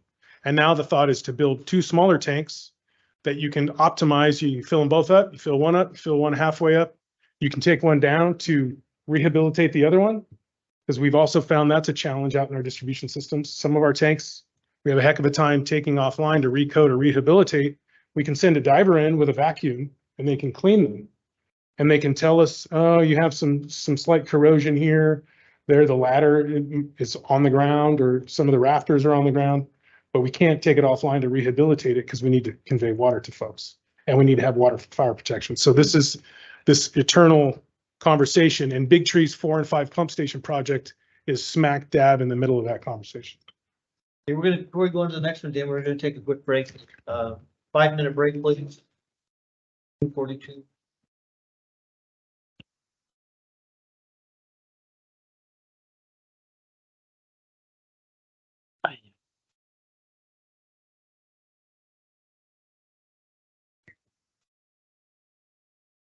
So maybe look at some of the stuff. Are they saying that the highlighting?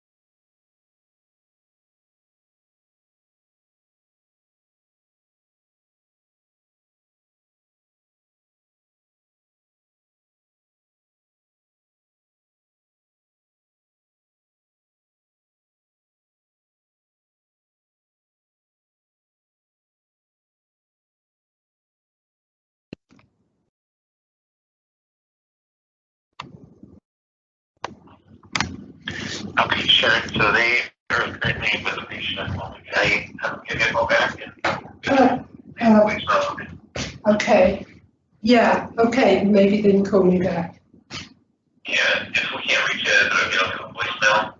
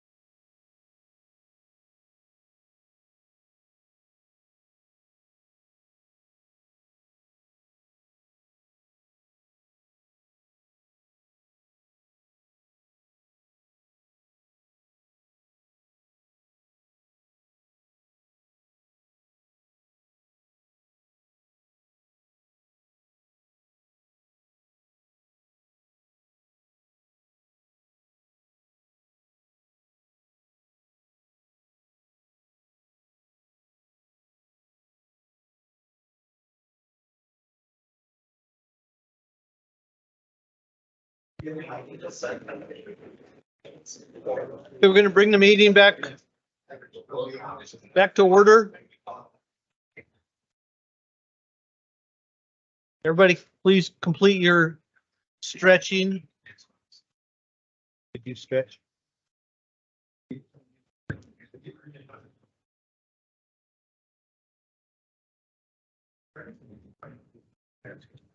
Hey, Damon, are you ready to continue down your list? Okay, we're back in open session. Go ahead, Damon, continue down the list. I think you're on the water CIP. Yes, thank you, President Ratterman. So the next project that's highlighted is the Jenny Lind tanks, A, B, E, and F rehabilitation.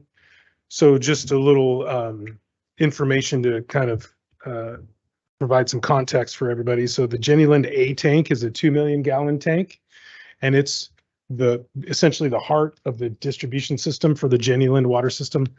All the water from Jenny Lind water treatment plant is pumped up to A tank before it is then conveyed to the other tanks, B, 602, E, and F. And so that is where it's a key component for disinfection. So we talked about disinfection a little bit ago.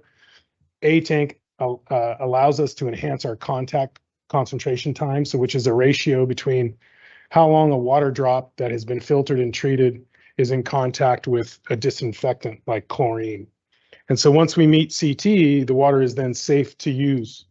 And so we then distribute that out through the distribution system in other tanks.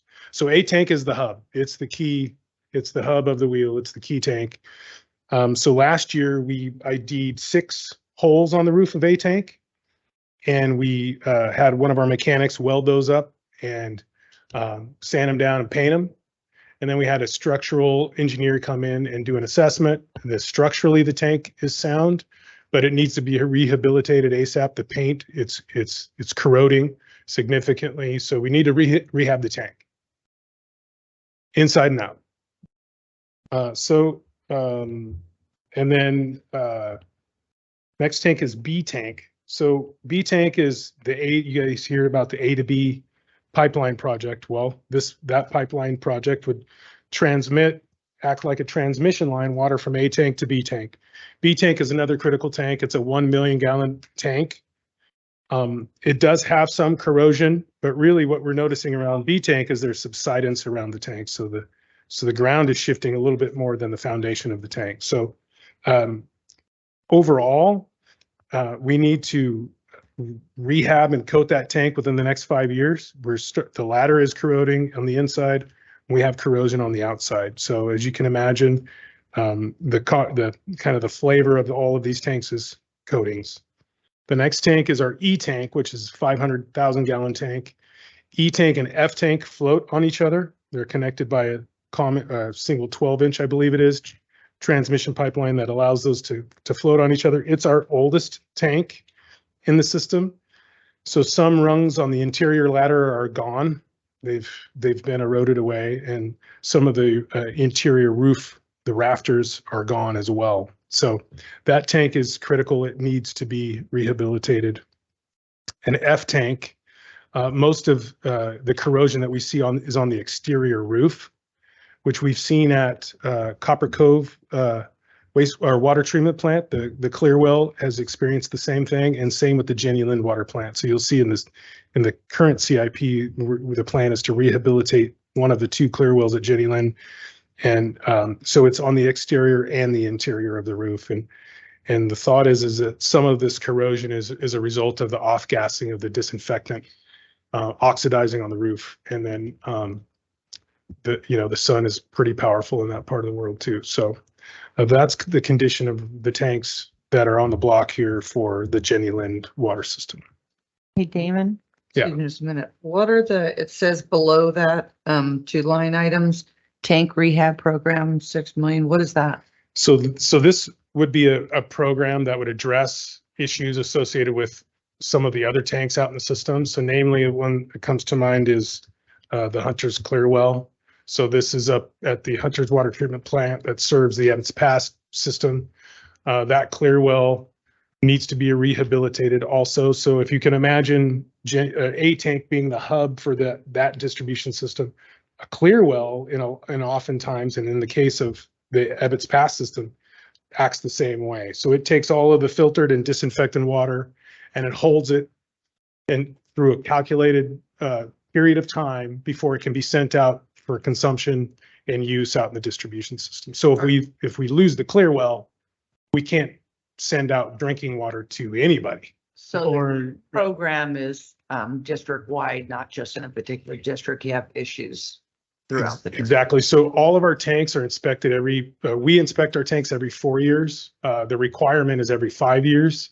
And so if anything kind of surprises us, they're on this rotating schedule.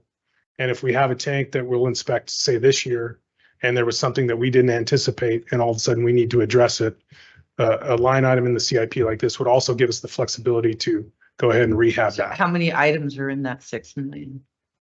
I'm just looking at this one, wondering why this one wasn't pulled if I don't see all the identification. Yeah, so like you pulled on the others. We're trying to leave some flexibility in there to adapt. Hunter's Clearwell is one to me that, it keeps me up at night because as Damon mentioned, that tank feeds all of our customers from just above Murphy's to Camp Connell, and not just those customers, but all those fire hydrants that we maintain in that system. I don't know how many there are. Okay, so that's one. A lot. Yeah. That's the one. How many's in there? The 6 million. Including that tank, that's three tanks, I would say. But that's going to be a really difficult project to take offline. There's only one of them. It's going to be from an engineering and operations standpoint, in order to maintain that contact time and meet our regulatory requirements at the same time that we replace that tank. is going to be a big challenge. That's why it's been deferred already. It's been on previous CIPs that have deferred, Yeah. but it is a critical project. I'm just wondering why they're not all broken out into a separate project. Right. The Yeah. program sounds like maybe you don't really have it on schedule to do, and you're setting aside some money for that. And well, if we're really looking at ones that have to be done, is that really one? Because I'm trying to. Yeah, right. And the hunters, part of the challenge with hunters, like Michael talked about, is the kind of the mitigation of taking the tank offline. So is there a tank that's of comparable size that we can rent? Is there some sort of, what are the options available to us that allow us to take it offline or rehabilitate it? You know what I mean? And so that's part of the challenge, and that's associated with the price and the cost also. When did we detect a certain amount of, failure or it needed upgrading or whatever? Because I heard about hunters before, in these sessions, and it's been on the radar for years. For years. Yes, Do you absolutely. think Yep. you should break those up into separate line items? We can do that. And we've gone back and forth a little bit on that within engineering, because one of the things that's challenging, and as this board knows, CIP projects, the CIP list changes over time depending on the available sources of funding and the how critical projects are. If a project fails, suddenly it moves up the list ahead of other projects. Tanks are one of those things that we're going to evaluate on a constant basis to see which the highest priority tanks are and where we need to direct those resources. So there's been discussion of, do we just shift to a tank rehabilitation program rather than identifying specific tanks, because that list is going to change over time. And an example of that is in TUD, we've talked about the tank that collapsed over there. That one wasn't even in their top 5 list of tanks to replace. Well, I guess, what I'm trying to look at today, and you folks are trying to identify the priorities, which one, none of them could be put aside, but something may have to, right? So when I look at everything else on these pages, everything is named, whether it's sheep ranch or Jacqueline or a beer. So then I get here, and this to me is like a bucket of extra funds to use for something just in case. So now I'm thinking just in case, that 6 million to me could be lower on the totem pole. And so if it's something really a priority, if you had it a different, pull out the hunter's pumps and then what other 2 pumps are in there, you know what I'm saying? So if you're trying to make it a priority for me to look at and agree with, sure, it would look more individual instead of a bucket of money. Understood. Thank you. Yep, absolutely. So there are the highlighted projects. Obviously, we have a whole list here, so. Just out of curiosity, the Sheep Ranch raw water diversion pumping conveyance, 11 million. Yeah. How many people does that serve? So that's a really complicated project. Obviously a very small service area. The distribution system itself needs to be replaced in addition to the intake structure. Really, both of those are really expensive projects for a very small service area. So we've pulled those off in an effort to, because we believe that also is a potential, it's potentially eligible for other sources of fundings.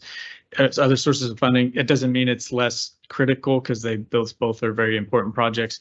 But if we're able to fund those projects through other sources, it's just the cost of those projects compared to the size of the service area are a huge burden. Okay, if I remember correctly, we went and did a customer survey and were not successful. Yeah, that was a long time ago, though. I think we've built some relationships there over time. Not yet, but when we get to a point where we're ready to start pursuing funding for that project, we absolutely will. And, I think the project we did there last year, where we went in partnership with the county to build the dedicated, fire storage tank there. I remember that. I think that through that process, it not only was a good project to help protect the community and communities around it from fire, but it really helped, I think, us build relationships with that community, so that when we go back and ask for more detailed income information, which are questions that a lot of people are not comfortable answering. Hopefully we'll be able to get the information we need to qualify for grants.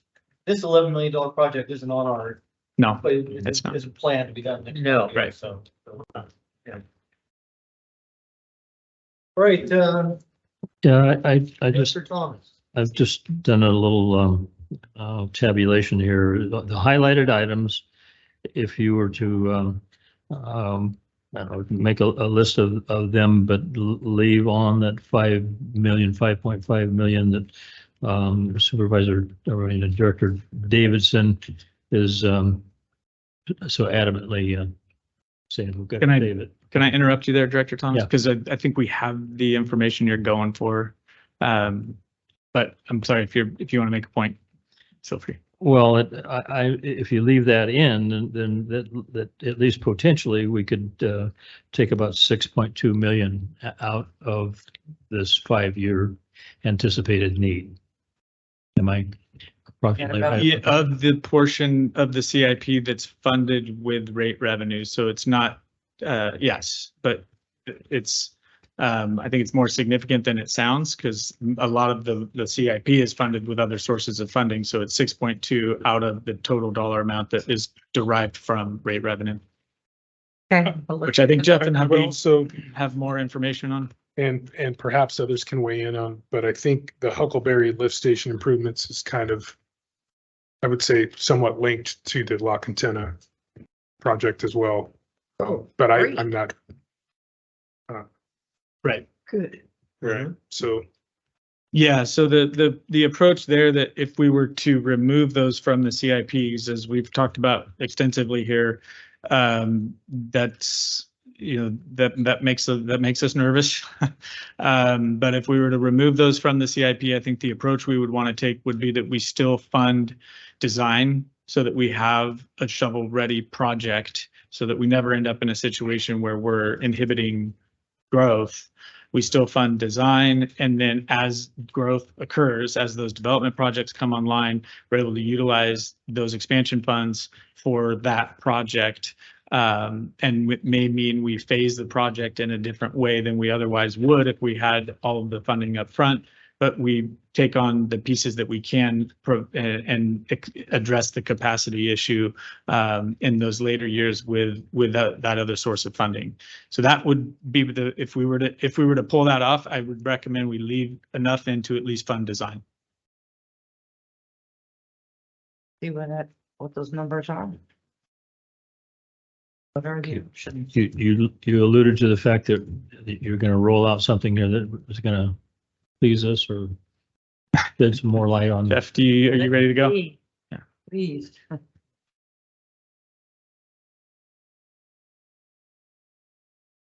Tag team going. That's correct. I'm going to try to bring Habib in at this point Okay. to be able to show you what the differences would be with the current rate structure versus what it would be with with adjustments in the CIP. Habib, are you there? And introduce Habib and explain what he's in the process. Certainly. Habib Isaac is part of our consulting group called IB Consulting. And they are the ones that have been doing this rate study and pulling these models together in multiple iterations. And he is attending remotely. Hopefully he can hear me. I just spoke to him maybe 10 minutes ago. Yes, I can hear you. Oh, okay. Very good. Habib, do you have that slide that can show the differences between the current projected rates and what the rates would be if these projects were left out?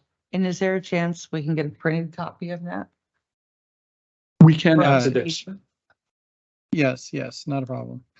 I actually put it in slide form so you see it compared to one another based on removing those projects and deleting them to outside of the current 5 years. So let me share my screen and then I can show you that for water and wastewater. My share screen is not enabled. I think the host needs to allow me to share. He's working on it. Okay, no problem.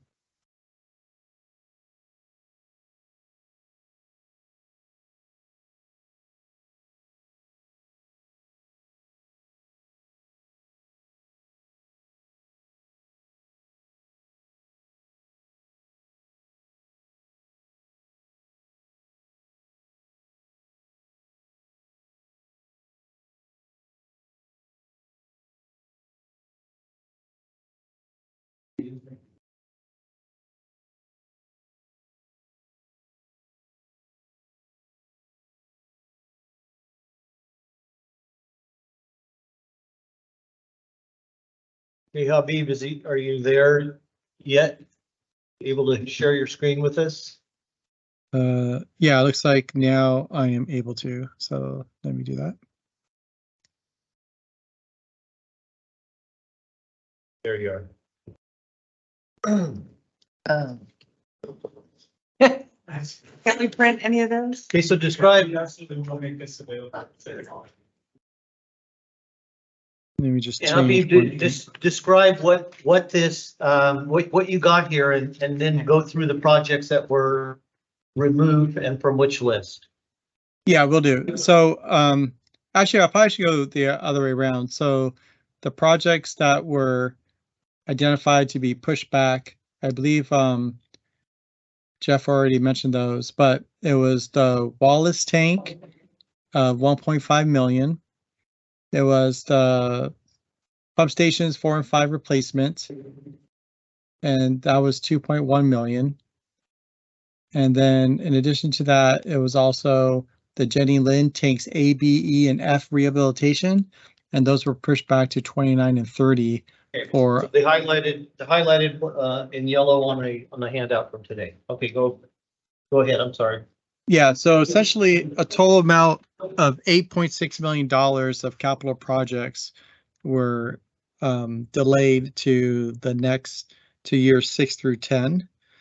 And in doing so, the needed revenue increases were able to reduce, not for the first year. That's why you see on this slide, let me just go full span. 2024, they're exactly the same rates. And that's because if you remember last time in all those rate workshops, debt service coverage is a big driver to year one. So to make sure that you're over the debt coverage percentage. So then, which is 125%. But then in each subsequent year, it does reduce down. These, the initial ones were up top is what we were in the notice. And these were around 16% increases. And now in 25 to 28 below, we're at 13%. You probably see the biggest difference if you just go out to the final year. Most of your customers are 5/8. So on the fixed charge, instead of $248, it goes down below $220. So it's around a $30 reduction over those when you get to that 5th year. So you're able to reduce it slightly every single year for a total impact of $30 reduction by the 5th year. And then with the water rates. That was water. Oh, I'm tiered sorry. rates, This is consumption the rates. fixed. Sorry, this is the fixed charges, and then for the variable charges, this is where they also go down. But because you know your most of your revenue comes from the fixed charge, as they do today, versus the variable charges, these variable charges also come down. Again, looking at like the 5th year, you'll see instead of 381 is 337. That's around 50 cents, and so on and so forth. Each one's around 50 cents reduction. And again, that's not as significant as the fixed charge side because the variable revenue recovers 25% of the total needs, whereas the fixed charge recovers 75%. Also, I want to keep in mind your existing rate structure, we actually reduced that. Your existing rate structure right now recovers 82% of the cost by the fixed charge. So one thing we did was reduce it down a little bit to mitigate some of this impact, even though it's still an impact to your customers. And then on the wastewater side, we're able to reduce it slightly. These were around 15%, and now they're down to 13%. Again, looking at The 5th year shows the biggest, the full compounded difference. You're looking at around $20 difference. So in aggregate, it's a reduction in the bills of $50 bi-monthly. For combined water and wastewater. Yeah, for combined water and wastewater. That is correct. And then that's just the fixed side. There'll be a little bit of savings on the variable side. If you're looking at, the 10 units of water, that's another $5. So about, depending on what tier you land in, probably another $10. So you're looking at around $60 in reduced bill. Okay. And again, Any questions here? Yeah. Yeah, can I get These the will print be on our, right now? these changes in the rates will be on our website. Well, we're just demonstrating what the impact would be if we were to pull those projects out. Oh, okay. And so, and I think on the wastewater side, like I said, the objective would be to get that project shovel ready and then identify other sources of funding as they become available to implement that project so we don't run up against our capacity limitations. On the water side, I think this is why we talked so much about the impacts of these projects. There's a savings on the rates as far as because of the decrease in the capital improvement project. What we're not adding in here, we're not offsetting that, which we need to think about is, the overtime that may be required to continue to get these projects to last through this rate schedule if we're not able to identify other sources of funding, or the potential cost of running infrastructure to failure. So that's why we wanted to talk in detail about what these projects are and what the risks are associated with not funding them.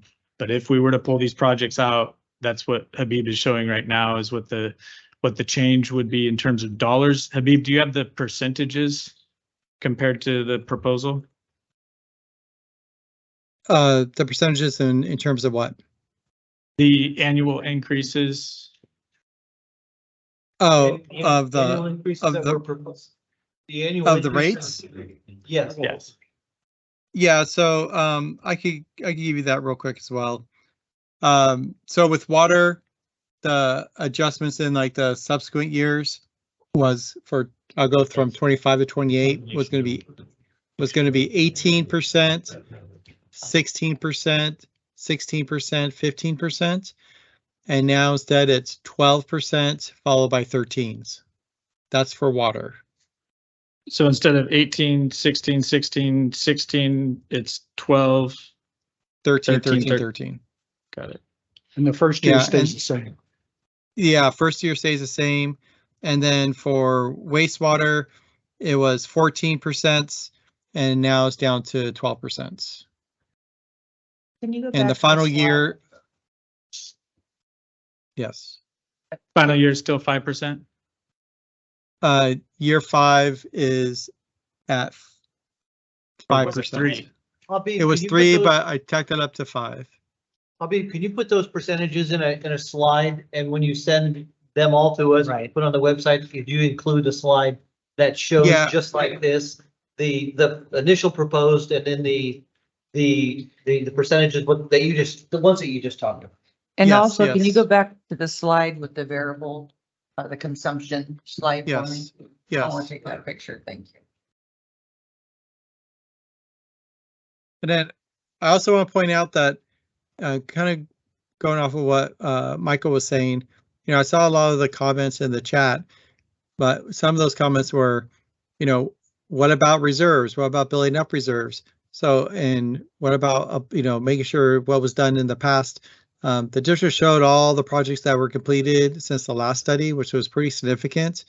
But also, if you're pushing this back, you're deferring these projects, then in theory, you should also then increase your reserve balance, knowing that those projects come online. So it almost becomes a loop where just because you push them to the side doesn't mean they go away. And then you have to really be ready to build up to cover those costs. So then you don't see a significant rate spike again. So either way, you still want to generate the amount of revenue needed, not just for the projects that you're going to schedule right now, but also the projects that are on the horizon. So in order to smooth out rates over a long period of time. Otherwise, you're going to be in the same situation 5 years from now going, okay, now we need a significant increase. What are we going to do and what projects are we going to push back? Right. But with that being said, you know, how many grants do we have available now? Do we have growth that can help offset so where the rate increase wouldn't be so difficult? You know, I mean, that's what I would hope. We would have growth. And more grant opportunities, and maybe the state would also have a program in place to help these people cover all this regulation stuff. Right. So we're going to continue to talk about grants and more grants. And we've already thrown out the idea of even a grant writer, a position for a grant writer might even pay for itself over a year. As a possibility. Do we know for our customers, what is the average monthly consumption? Like right now, you know, we have the tiers 1, 2, and 3, right? Yeah. 4, or just 3. What is our customers? What is the average billing for consumption? What tier are they in? Because I know we're looking at, okay, our bi-monthly is most people, you've used tier 1. What is the reality? Yeah. The reality is 23 units of water is the annual average. All right, so is that tier 1 or 2? That's 2. So, and then the caveat I would add to that is because the tier 1 is winter use average. Correct me if I'm wrong on any of this. Yeah, that's correct. Tier 1 is the 1,500 cubic feet that is winter average consumption. The 23 is tier 2 that includes annual average consumption. That includes summertime increases in consumption. But a lot of, in terms of the number of ratepayers that fall into those different categories, there's, I think, significantly more that fall into that first category. The average is skewed by high water users. But in terms of numbers of customers, there's a higher number, I think, that can fall within that first tier, especially because we increase information, don't we, with all the beautiful machines that we have? Right. And we increased the size of that first tier from 1,000 to 1,500. So I think more people will be able to fit within that first tier. Yeah. And so this is our only other options.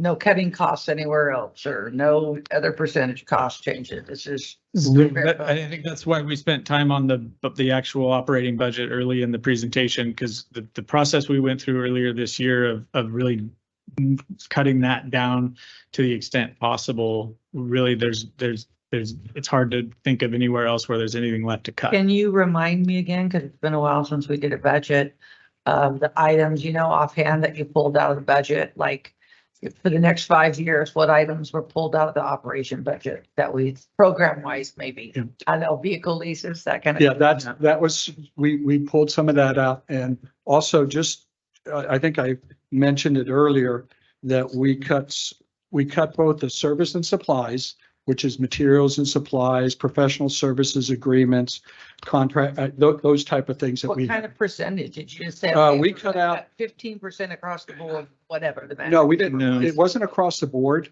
It was about $1 million out of a $24 million budget that we cut out.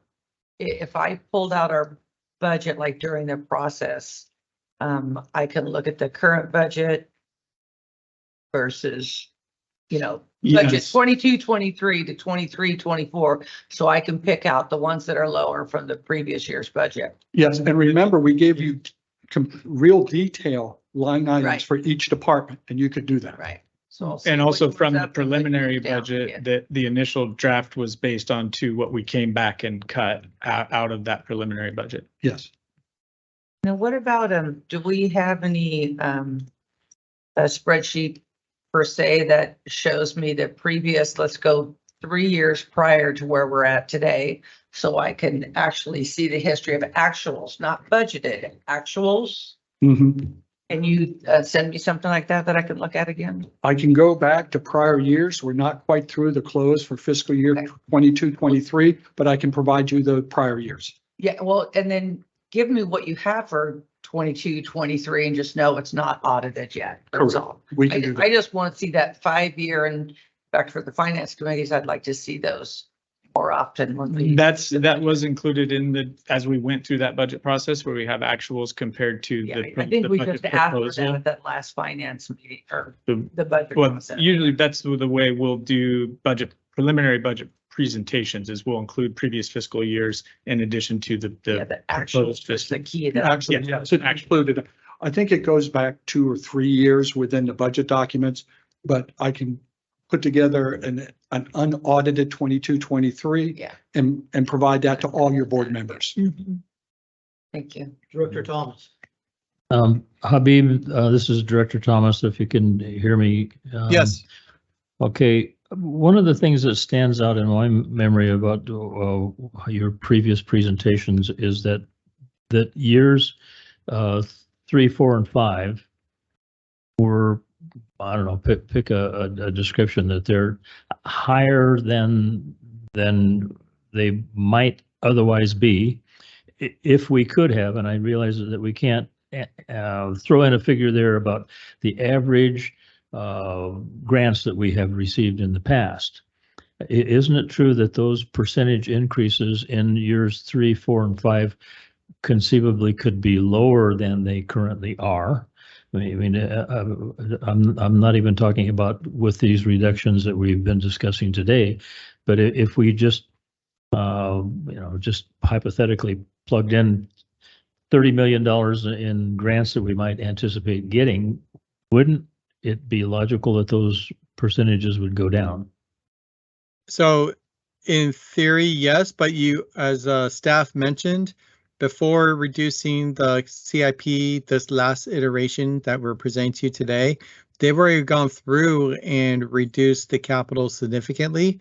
So there's still projects that aren't on here or being addressed that would need to be addressed. So then it's a question of whether you now bring forward those projects or you don't, you keep them where they're at, which is deferred, and then just have those rates reduced. Well, where I'm going with this is, just considering options that maybe we haven't discussed yet, but maybe briefly in the past. If we adopted a rate increase that only covered 2 years, and then we might, during this 2 years of aggressively spending money as crazily as we can, we've got 30 million that we've got to spend in 3 years. Maybe we'll go out 1, 2, 3 years, but then we would do another rate study at the end of year 3. And hopefully we would be able to see the good work that we intend to do in the future, like we've been doing in the past, and we wouldn't have to have such large percentage increases in years 4 and 5. And that would help out people's budgets significantly, I think. So, but what are your thoughts on that? Well, agencies are able to adopt rates up to 5 years. Our financial plan is modeled based on 5 years, and we also show proposed bond issuance in fiscal year 2026, which is year 3. So I would say at the minimum, I would say you have to go at least 3 years, if not the full 5 years, because year 3 with that bond issue is when you meet your reserve requirements. And if you did 2 years, then you're basically approving 2 years of rates that don't meet your reserve policies. Okay, well, you have given me the answer that I want. Thank you. Habib, I would jump in here. This is Andrea Bowling, his business partner. Excuse me. She's with IB Consulting. Oh, okay, I'm sorry. Go ahead. No worries. I was just trying to control a ruly, Bill, I'm sorry, go ahead. No worries, but as your rate consultants, we would also almost always recommend that you go ahead and you do a 5-year rate adjustment, because you can always come back later and come in under that without going out to a whole new full study. So it's actually better for your district and your agency to do that. Habib, do you want to weigh in? Yeah, you always have a discussion, do it year to year of what you actually implement versus what was noticed. We do, I think I brought this up before, we do annual updates for agencies and we see how do they perform versus what were their projections were. And the goal is always to outperform the projections because yes, we are conservative in terms of not including grants, not including whatever amount of development that may occur. And then we capture those once they become realized and then show what the impacts are to the next set of rates that are proposed to be implemented. Well, I'd like to respond to the interjected thought there. If the board were to adopt a 5-year plan, and at the end of 3 years, we were proposing maybe to reduce the years 4 and 5, wouldn't we essentially have to do a rate study to prove to us that we don't need to? No. No, we've done that. And the board has done that in the past. But it's just throwing a dart. It's not based on. No, it would be based on updated financial circumstances, revenue expectations. It would be based on because, a 5-year plan is largely based on projections and assumptions to the extent we can nail those down. But if 3 years down the road, those financial circumstances have changed, the board has discretion to adopt or to implement lower rate increases than what are ultimately adopted. So, and the board has done that in the past. We would have to do a rate increase to increase it. You would have to go through the 218 notice again in order to go higher. So these are the proposed rate increases, or let me restate that. Whatever the board ends up deciding at next week's rate hearing are ceilings, not floors. Right. So each year, as we move through the 5-year rate schedule, the board can choose to implement a lower rate than what is in the schedule. It cannot go above that without going through the 218 process again, but you can go below. So if we get to the end of year 3 and we find out that we've been very, very successful with grants, in addition to the bond, proposed bond, they're talking 15 billion at this time based on polls. On next year's in November ballot, that's a possibility, and we get funding from that. So we get 20 million in grants, a bunch of different funding from the bond, and there's growth. Let's say 2 developments have started in Valley Springs, and we have 100 new connections in 3 years. All these things are very, very, very possible. It is possible that in year 4 and 5, we would reduce the 12 or 13% on water to possibly 6 or less, or maybe get rid of it completely. We'll do everything we can to put us in that scenario. But to Andrea's point, I think from a financial planning perspective, adopting a 5-year plan that funds the district without making any of those assumptions is really that's why we put forward the proposal we did, because we think that's the most responsible way to plan for operating the district and making sure that we're not short selling ourselves. But to the extent possible, if we can make that scenario that you just described happen and not have to increase rates to the extent in the proposal or at all, even in years 4 and 5, we're going to do everything we can to get there. That's our responsibility here at the board level to look at that when it comes time and maybe not implement it. But what we decide next week is not absolute gospel for 5 years. Right. It's each year we take a look at it and implement what we find, the new information and new documentation that comes forward between now and then, a year and then another year and another year, and we look at things. But to your point, Director Thomas, it wouldn't be arbitrary. It would be based on an analysis of where we are at that time, and also some of the trade-offs, to be honest. I don't want people to get the idea that every grant dollar we get is going to be $1 less in rate increases in the future, because we're going to have to look at what those grant dollars are funding, whether other projects now are eligible to be funded by the proposed rate increase, and what the trade-offs are in not funding those projects versus leaving a rate increase in place. So that's the type of analysis that we would do at that time. So Wait a minute, Jeff, go ahead and say. I'm sorry, Director Sakaya. It's okay. And what I was going to add to that is expandable on what Habib said, is that on an annual basis, once we get some history behind us, say year 3, as we start looking at that, they have the rate model, we can work with them and we can go back and look at the analysis, update the numbers and see where we stand if we happen to get grant money or some other funds available, and then we can reevaluate it And your board can make a decision based on the latest, most important, most current information, and it's fact-based. So that we're just not kind of pointing a finger. We know what it's going to be. And that is basically, in talking to Habib and Andrea, that's our plan, is to look at it each and every year. Okay, Habib and Andrea, now that I know that you're out there, a question.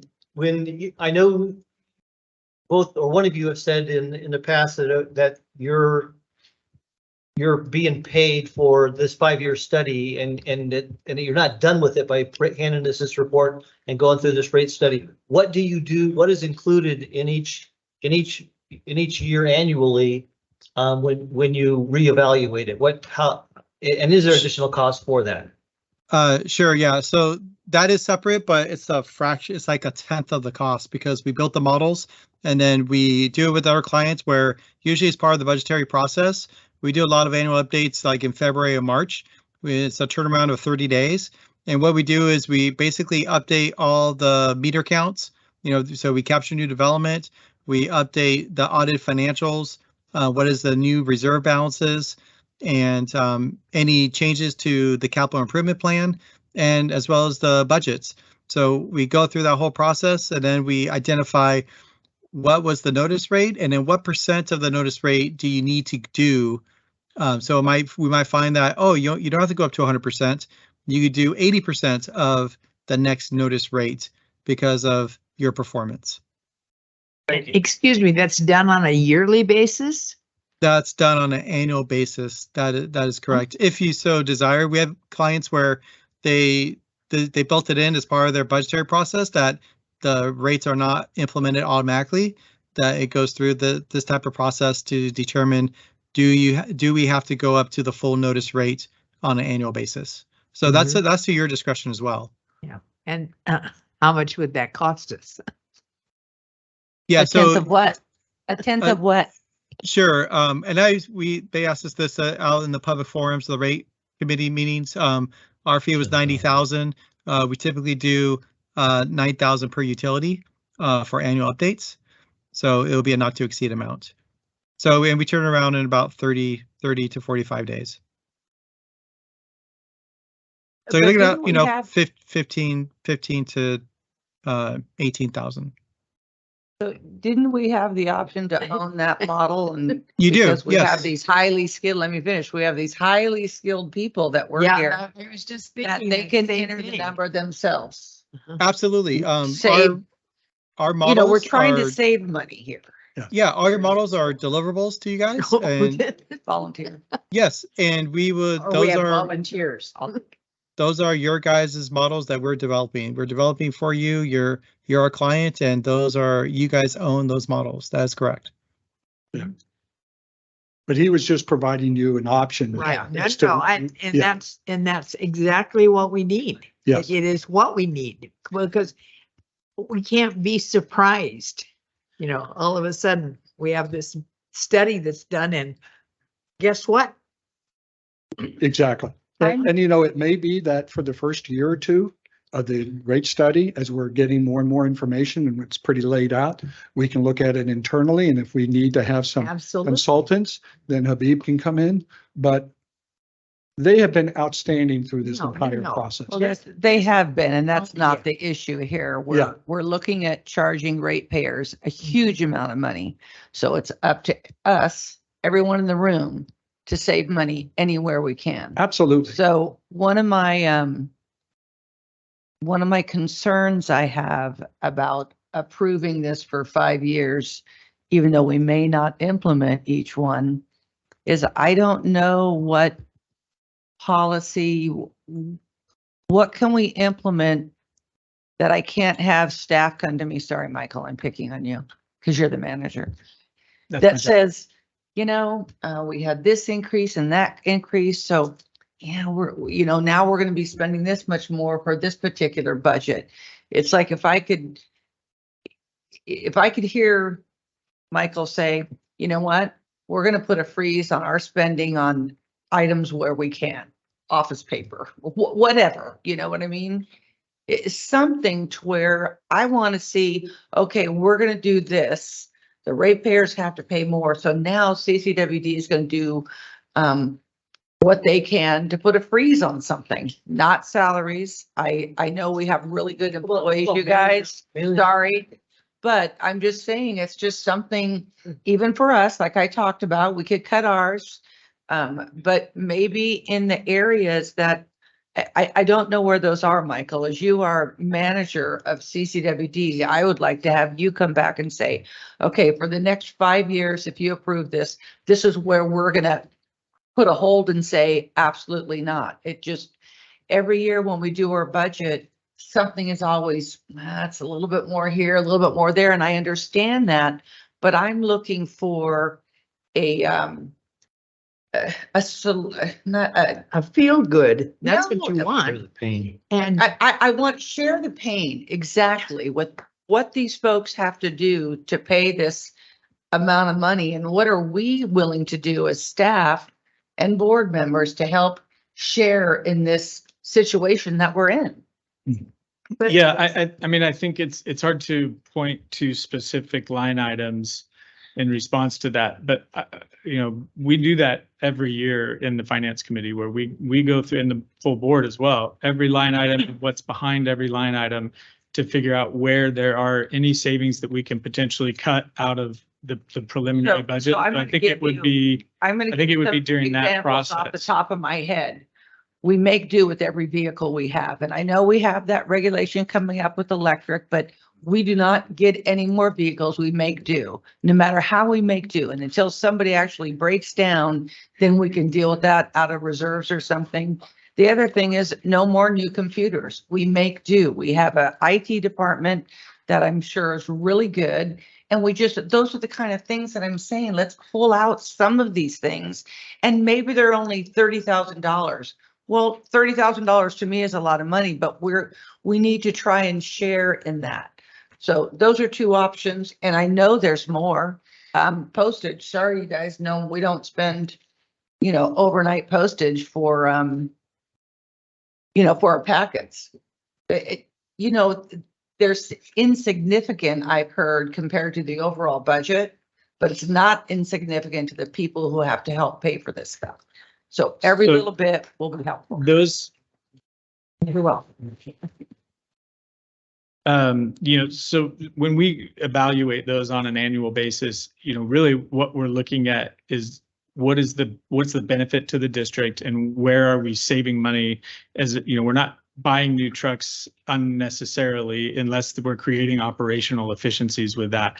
And we've seen that improve over the last several years as we've reduced the age of our fleet, and with computers too. If we can trim that to the extent possible, but then at what point does it start to cost us more if we're having operational difficulties because of aged equipment or other repair and maintenance costs? You could say the same for both vehicles and computers. So I think our assessment on that shouldn't be just a blanket freeze on expenditure. It should continue to be, how do we make sure that we're proceeding with those expenditures in the most cost-effective way possible? So I just use those as examples. I don't know if those are the right items, but I hear you say we have to do this for more efficiency. And I always pick on the boom truck. It was $130,000. It seems to me like it's come out really good for us. But I have not heard, because we've done this, I have not seen, we've talked about it a little bit here and there. To be more efficient, I want to know how much have we saved? Yeah. And I haven't seen that. And we started that with that vehicle lease program. I think it's great. Everything you said, Michael, is important. We have to have the means to get around and be efficient, but we also have to do that and be extremely conservative and frugal, which I'm not saying you're not. I'm just asking for, a trade-off here. We've all got to do a little, tighten the belt. So how do we do that? That's what I'm asking all of us to do. Some way or somehow, we're expecting ratepayers to pay a lot of money. Yeah, So- understood. Yeah, and we can illustrate that better. For example, the lease program. When we implemented the program in 2019, we had 15, we had many staff operating trucks that are greater than 15 years. So we averaged just under 2 trucks a replacement a year. So we had some guys driving trucks 20 years old. And so what that does is that creates operational deficiencies, right? So we're not able to respond as quickly. We're not able to address issues. And so what happened with the lease program, which other entities, Calaveras County, Amador Water Agency, and others have also implemented, is that we could lease to own 2 trucks for $83,000 a year, which would have been the same cost to buy 2 trucks for $83,000 a year. Well, 10 trucks, sorry. Yeah, lease to own 10 trucks. So we can actually just take, and it's really not about the savings for the purchase of the vehicle. It's about leveraging the savings on fuel and savings on O&M, right? Savings in numbers. So on the, right, so to show, absolutely. So our mechanics don't have trucks out in the shop. They can go work on a pump station. They can go work on a pump, because when you squeeze the balloon, it's either, okay, the mechanic's working on the truck or he's out working at the pump station on the pump. And so it's hard to show that in the variability of fuel prices, because unfortunately we've all seen inflation happen. But I can tell you, if you look at those past 3 years of budget line items, we reduced the fuels budget by $100,000 and stayed at budget, operating trucks that are more fuel efficient. So we can show you some of those, and we need to do a better job of doing that. I would like to see more of that. So that means Yeah, absolutely. Because I had a in-depth conversation with one of our customers, and that's the one who came to talk to Michael. And talking about an annual or a semi-annual update would give us, Cindy, this would give us what money we've saved. I would love to see. Yeah. Yeah. And so we could do a quarterly. I can't imagine that would be, really tough to do a quarterly. Yeah. And it's on our big items. Right. Yeah. Operationally, just so everybody understands, that is a daily, throughout the district, it's a daily effort. And so I focus on operations. So I'm going to talk about operations, but, so our purchasing agent, adheres to the purchasing policy. Folks issue a purchase requisition. If we need a new pump, he goes and secures the best price for the new pump. Annually, we secure a quote for all leak repair material. So all of these things add up to relate to more efficiencies, and we're able to reduce materials and supplies budget, leak repair budgets, although we've taken the utility crew and we've plugged their expenditures into the budget, so it doesn't always look like we've stayed at budget. But for the distribution crews, the collection crews, we actually have. We've seen 60% price increases, but we've remained at budget. Like materials and supplies, for example, from 2017 to 2023, it's a 12 year over year. Just take 2017 and 2023. It's a 12% reduction in that general ledger line item. With what you're just telling me at the finance committee meetings, if you start with that. Happy to. Hey, right. Yeah. I love seeing all the pictures of the projects you're doing. That's really helpful. But if you could say something along those lines, that's great information. Yeah, absolutely. So, we secure generator materials direct from the manufacturer. We cut out the middleman. We do that also with septic tank pumps. We do that with transducers. So I can show you through those GLs, you know what I mean? And so the hard part is to give you like the big whopper, because inflation has been so ridiculous, so it's there, but it's also tough to, right. Costs went up, but because you're doing some other means of purchasing, you're being able to hold. Right. That's right. Yeah, which is the point I tried to touch on earlier about how we've absorbed a lot of those cost increases through all these cost cutting efforts that we've done over the last few years. So we haven't necessarily just passed all that through to the ratepayer. We're absorbing as much as we can by finding cost savings wherever we can find cost savings.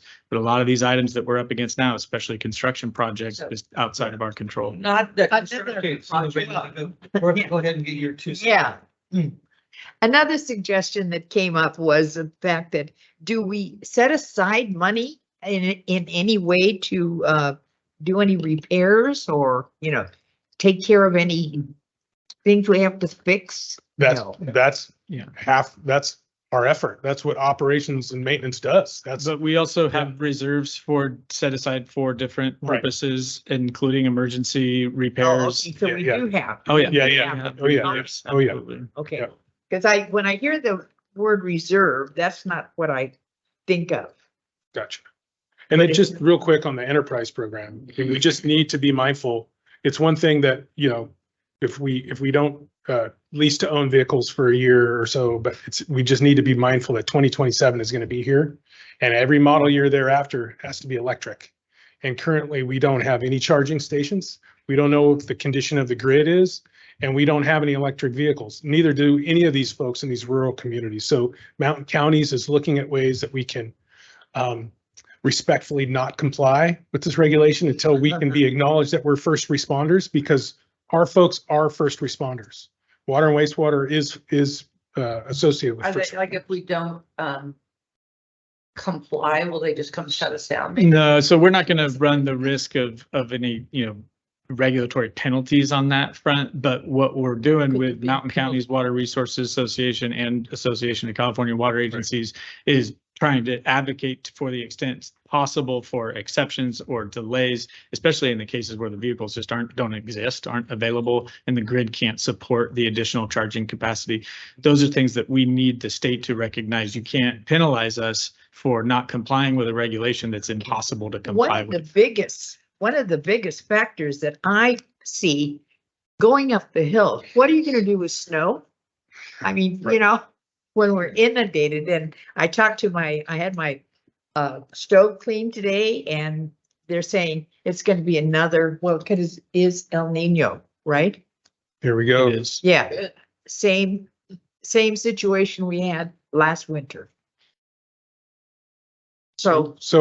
So our vehicles need to operate. So if we have a 15-year-old truck on the road, we just need to make sure that that thing's going to get to where it needs to get to and fix what it needs to fix. Well, the good thing I heard about you guys talking about, you're able to hold your budget because of all these savings you have. So that's kind of the stuff that I'm asking. Happy to bring that to the full board. If we keep that, and I call it a freeze or whatever, but if everybody knows that, if we're gonna increase this, we're gonna have ratepayers coming to our meetings, I hope, and letting us know that we're not supposed to do that, right? Okay, we got a few people online looking for public comment, but first, before we go to them, I'd like to go to, as long as we're finished with conversation and questions and this session up here. I just have one. Okay. quick. Then we're gonna go to public comment when Russ is done. Okay, the recapping a little bit here, we've gone through a lot of history, and more recently Habib gave us his projections based on what would happen if we pushed out these the yellow highlighted items. Okay, now a lot of these proposed expenditures that are remaining are based on the best guesses about what it's going to cost going into the future. And I think if I recall correctly, we had a bid opening recently where the engineer's estimate was about 9 million, came in about 7.5 or something. I think that is an indication that the rapidly increasing costs may be leveling out and possibly heading down because of I don't know, just people the companies are being more aggressive with their pricing because there's not as much work out there as there once was. So my question here is, we got a line item here of a $10 million job that hasn't been subjected to taking off the schedule. We have a $2.1 million job that we are taking off the schedule or pushing out. I want to make sure that I understand what will happen, and I'll remember the response to this in year 3, 4, and 5. If this $10 million job comes in at $8 million, I hope that you're not going to say, we can fund that $2 million job or $22,100,000 job and not affect anything. No, I want to have some confidence that we will be able to take advantage of that savings when we contemplate reducing rates in years 4 and 5? So that was the point I was trying to make earlier in terms of grant, whether it's grant funding or the project cost comes in lower than anticipated. That does give us the, the opportunity to look at whether we want to still implement the proposed rate increase or the one that's in the rate schedule or not.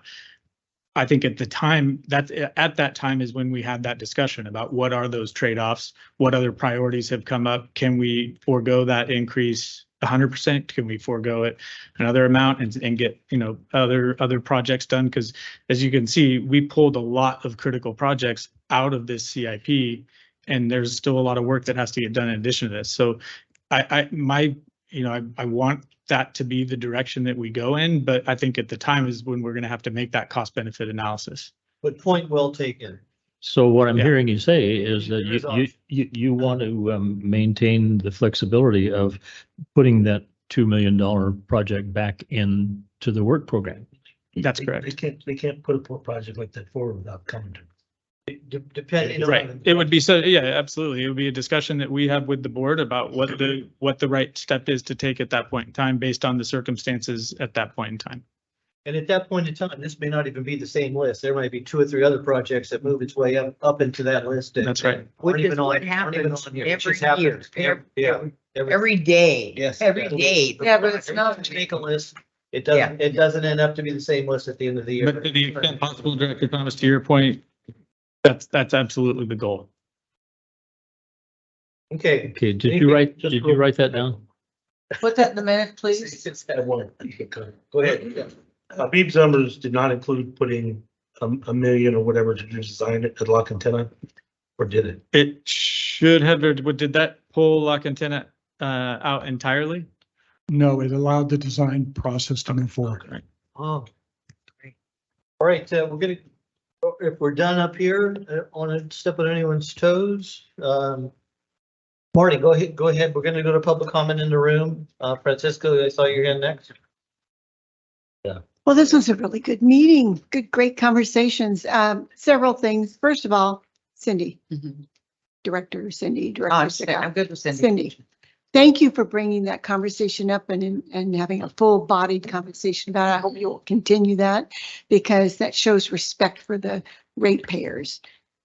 And a lot of people that I've talked to and heard from on the sidelines and everything is just seeing these numbers is frightening to them because I'm selling my house, not me yet, but they're thinking they have to sell their house and move.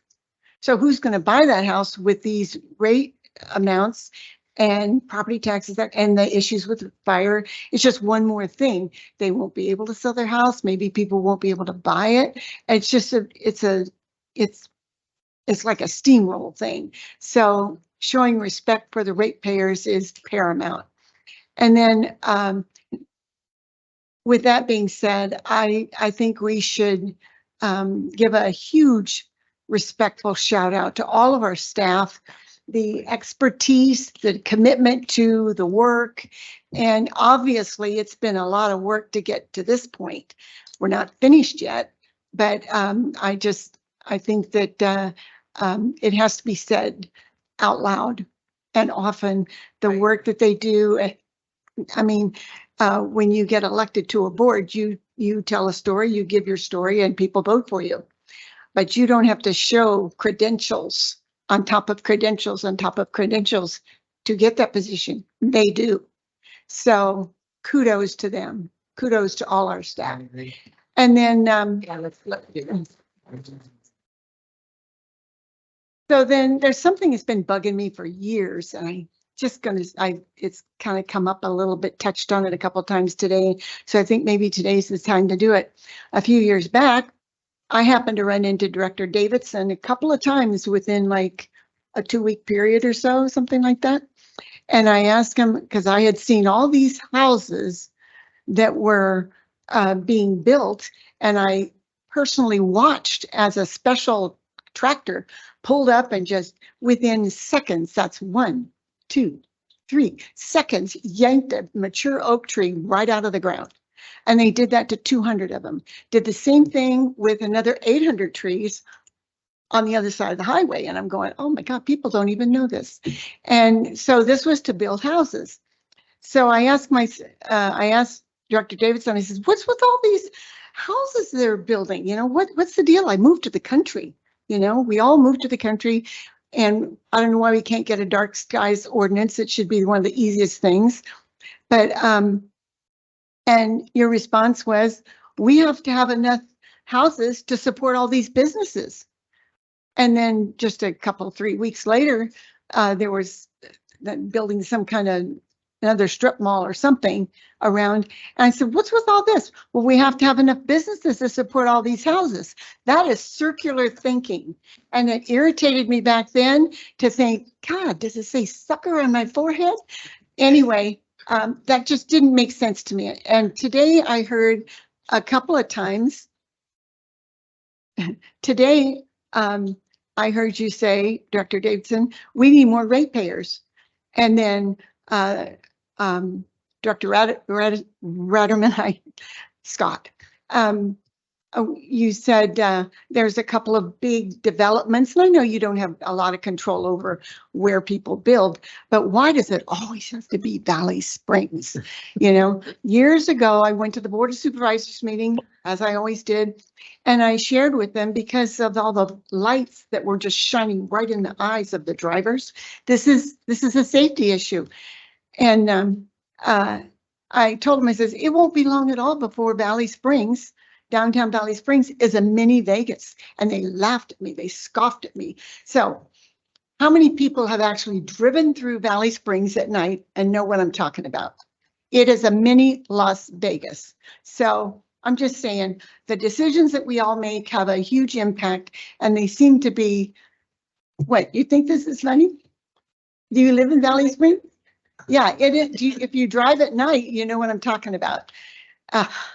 Anyway, so I just want us all to understand that every single decision we make impacts every other decision. And it all comes back to the ratepayers, the people that live here who are maybe contemplating they're going to have to move, and they don't know where the heck they're going to move or if they can. So anyway, Okay. Thank you. Thank you, Thank Marty. you. Francisco and Pat.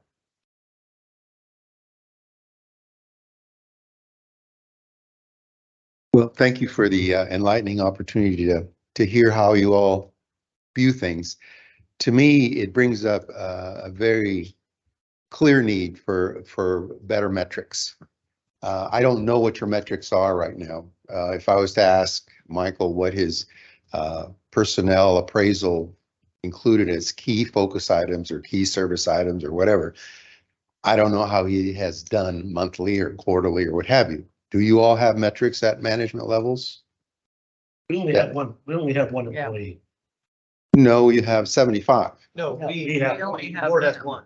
Right, okay. Michael has 75. So he has metrics that could be publicly shared so that we all know how the district is performing, that the metrics are measuring the things that ratepayers care about, et cetera. Do we have that in mind, or is it? We have annual audit. That's Yeah. that's an ongoing discussion. We have a lot of different things that we track. We can't share performance, evaluations or things like I that. understand performance evaluations, but I mean, key focus service metrics. For example, you get customer service calls, right? And we do track that. And you track calls, but do you track customer satisfaction with the response? So that's a little bit harder to do. It is. You have to pay somebody. I understand that. So my point is, there are a lot of metrics that I know it's a corporate thing, but public agencies don't have typically metrics that people that pay the rates or pay the taxes or pay the fees can follow and say, you guys are doing a great job because this is as expected. I don't know what your outage is. I don't know what your mean time to repair is. That should be a metric. Something goes out, how long does it take your crew to make it right? Is it getting better? Is it getting worse? Is it happening in the same place? Why? Those kinds of things. What's the cost to repair? How come that repair, exact same thing, costs us 4 times as much? Why? What's going on? What are the kinds of things that we use to see what drives up the cost or what drives the drivers that drive the cost models. Because those cost models are tied to those line item budgets, those percentages that you allocated to meter, to peak, to account, all those are based on how you allocated all those different expenses. You futz around with those things, those factors will change, so will your fixed rates and your volumetric rates. Ask Habib. Those are all doable. That's what I learned by looking at the models. What are we going to do to get workable, actionable information on a monthly basis so we don't have to wait for the year or for the quarter to know we're on track? What you gotta do is show up to our meeting. I will, trust me. Seriously. So we, folks, I mean, this is But the- not this is everybody the- can. But not everybody the can. largest attended meeting for the whole year. And we've But been we working do- at that. so- We've been working at it, writing responses, trying to correct I mean, people's those things you misunderstandings. just mentioned, I mean, we do track all of our service repairs. I'm And telling, I they- know, They pop out and sometimes instead of going to making a repair, we'll replace the whole line. I'm saying We make it, realize that. I make it easy and transparable, We have to do transparent. that at our engineering committee meeting. Right. We do We do it that. at, and we also do it at finance committee meetings, and we talk about, at finance committee meetings, we also talk about how can we change the report to make it more accessible, more understandable to people. But to Director Davidson's point, there's usually only a few of us in the room, even though those are open public meetings and you can join online. So we absolutely do report on those things, and we're open to suggestions But on Michael, how to make the it. message is, how can we get it to the ratepayers to see without having to, Look. just, the dashboard. and My what- personal experience. Absolutely Michael, willing to do that. It takes way too much work. It takes way too much work for me, who I think I consider myself fairly well educated on the use of a computer and systems and web pages. I work way too hard to get information, to be able to speak honestly and informatively at these meetings. It takes a lot of time to go through the website. I'm saying there's a lot easier ways to produce actionable results that ratepayers can understand and act on than what you're doing now. So we're absolutely open to those suggestions, and we'd be happy to. My move the recommendation- public on that, my hold on, let recommendation- me just respond to that real quick, because one of the challenges we have, and we get, especially during these times, we get a lot of suggestions on what we could do differently, but at the same time, we're trying to keep our staffing levels as low as possible. So somebody suggested to me the other day that we needed a whole public relations team that just does that full time. Like, the cost of that would be astronomical for us. We don't have those resources. So we're trying to provide the information that you're requesting, and we're happy to change it and make it more accessible to people. But we have very limited resources when it comes to staff time and bandwidth to make significant changes on a very rapid level. This is one of those things that I would be, as a ratepayer, willing to fund partially myself, for you to get some consultants to do your website, a service of making it easier for a ratepayer to go. That's great. Cashiers on the Yeah, lobby. get your checkbook out. Yeah, just kidding. Yeah, 501c3, Your point is well taken. It is a big part, and this board has always made it a high priority and put pressure on staff to make sure that we're as transparent as possible. And so if there's ways that we can be better at doing that, absolutely, we're all ears. I'm going to make a formal request to put an agenda item to come up with a district performance measurement matrix. I agree with that. I'd like to have that on the agenda. Well, Pardon? No, you got Cindy's support. Yes, We're gonna carry right. that for you as an agenda item. I'm making my notes for next agenda meetings. So Marty, Pat's coming up next. Wait a minute, you get back in line. I already promised this to him.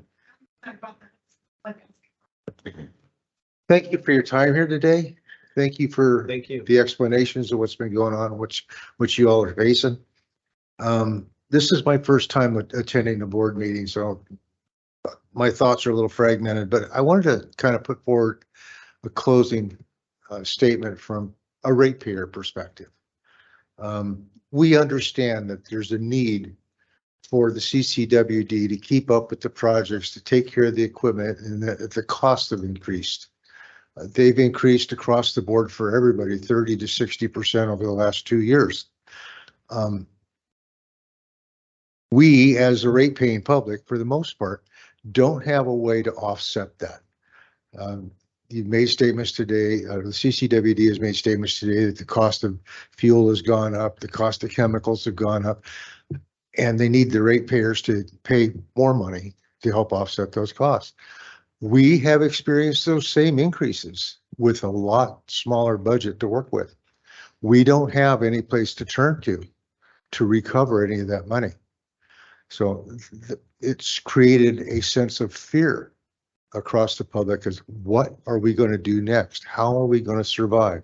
More than half the population of this county has a per capita income have less than $36,000 a year. For by and large, civil employees, civil agencies, government employees are pretty darn well insulated from the impacts of a rate increase. I've looked at the numbers, and a great many of those people have a annual salary of well over $100,000 a year plus benefits, a very lavish benefit package. We fund all that. Okay, we do with less so that they can have more. I know that the directors aren't included in that specifically because it's not the way they're covered. But the increasing rates have a much more severe impact on ratepayers because we are facing other things that are impacting us as well. It's not just the CCWD. We're dealing with fire insurance rates, cancellations, inability to obtain fire insurance, or what fire insurance we do obtain is at much higher price with much lower coverage. That is in addition to the CCWD increases. We have to deal, we're now facing a new small, but an increase just the same in a potential fire tax. We've been levied a doubling of our dump fee assessment on our property taxes. These are things that we're facing now in addition to other things, the other factors like fuel and food and you know, just general transportation, the things in general that have costed us more, clothing, school things to educate our kids. That's another story. But what's to come as the population continues to flee California? How is this state going to generate the revenue it needs to fund the ever-growing project list that it has? It's going to increase taxes. It's going to add new fees, and that's going to be levied upon the taxpayers. The CCWD ratepayers are among them. So that's more costs that are going in. We are facing, I believe, soon a recession. Recessions are generated largely by consumer purchasing. Roughly 60% of our national economy is generated by consumer purchasing, and consumers are no longer purchasing. They can't because of increased costs. They cannot increase their salaries or wages. They don't have the ability to assess their next door neighbors for their shortfalls. They have to cut back. They have cut back. They've eliminated entertainment. They've cut back on their food budgets. They've reduced the quality of the things that they use to buy cheaper. It's just across the board. Unfortunately, deficit spending has been a way of life since Nixon took us off the gold standard in '71. But we do need to find a way to minimize every place we can any increase in spending. Cindy, you brought up some really good points. I love you for it. You're not my supervisor, but trade places for a day. You're listening. You're hearing your represented public. So bottom line, I don't know what you're going to do either. We understand that you have a need to do things, but do the absolute minimum. Do them as efficiently as possible. Your field service crews. I don't know how much you listen to them now and what they have to say and how things should be done, but those are the people that are best in touch with the way things should be done because they see them. I've talked to them. They say things are not done anywhere near as well as they could be. You know where I live. You know Jenny Lind. I'm at the Jenny Lind end of Rancho Calaveras, and I'm really impressed and thankful to say that CCWD is finally out there doing some repairs that they've repaired 7 and 8 times badly, and they're finally doing them what looks to be nicely. Thank you very much. But that was a lot of money. Okay, every time your service crews go out to do a repair, that's gotta be $1,000, even if it's only a 2-hour job. If they have to go back over and over and over and over again, that's a lot of money thrown away. Let them do the job right the first time. That's really important. All I ask is keep it as low as you can, make it to where we can almost afford it, because you are facing a situation where your rate increase may actually cause you a loss of revenue. As ratepayers default on their bills, as buildings, as properties suddenly become vacant because all the other expenses combined have forced people to sell their places and they can't sell them. There's no buyers. There won't be any buyers because the cost to build are too high. The cost to put in a meter is ridiculous. It's tens of thousands of dollars. Buyer insurance is unobtainable. Interest rates are rising. So unless you've got a cash buyer, you're going to see a very big slump in the housing market. New construction is going to fall off very, very quickly. I was in the business for a long time. I know how it plays. Okay. Well, thank you. If I could address a few of those points, Pat, thank you for how eloquently you summarized the impact, because it is something that it is the hardest part of this process. We do understand the impact it has on ratepayers, the impact it has on community. It's the last thing we want to do is increase the burden that people have already suffered from.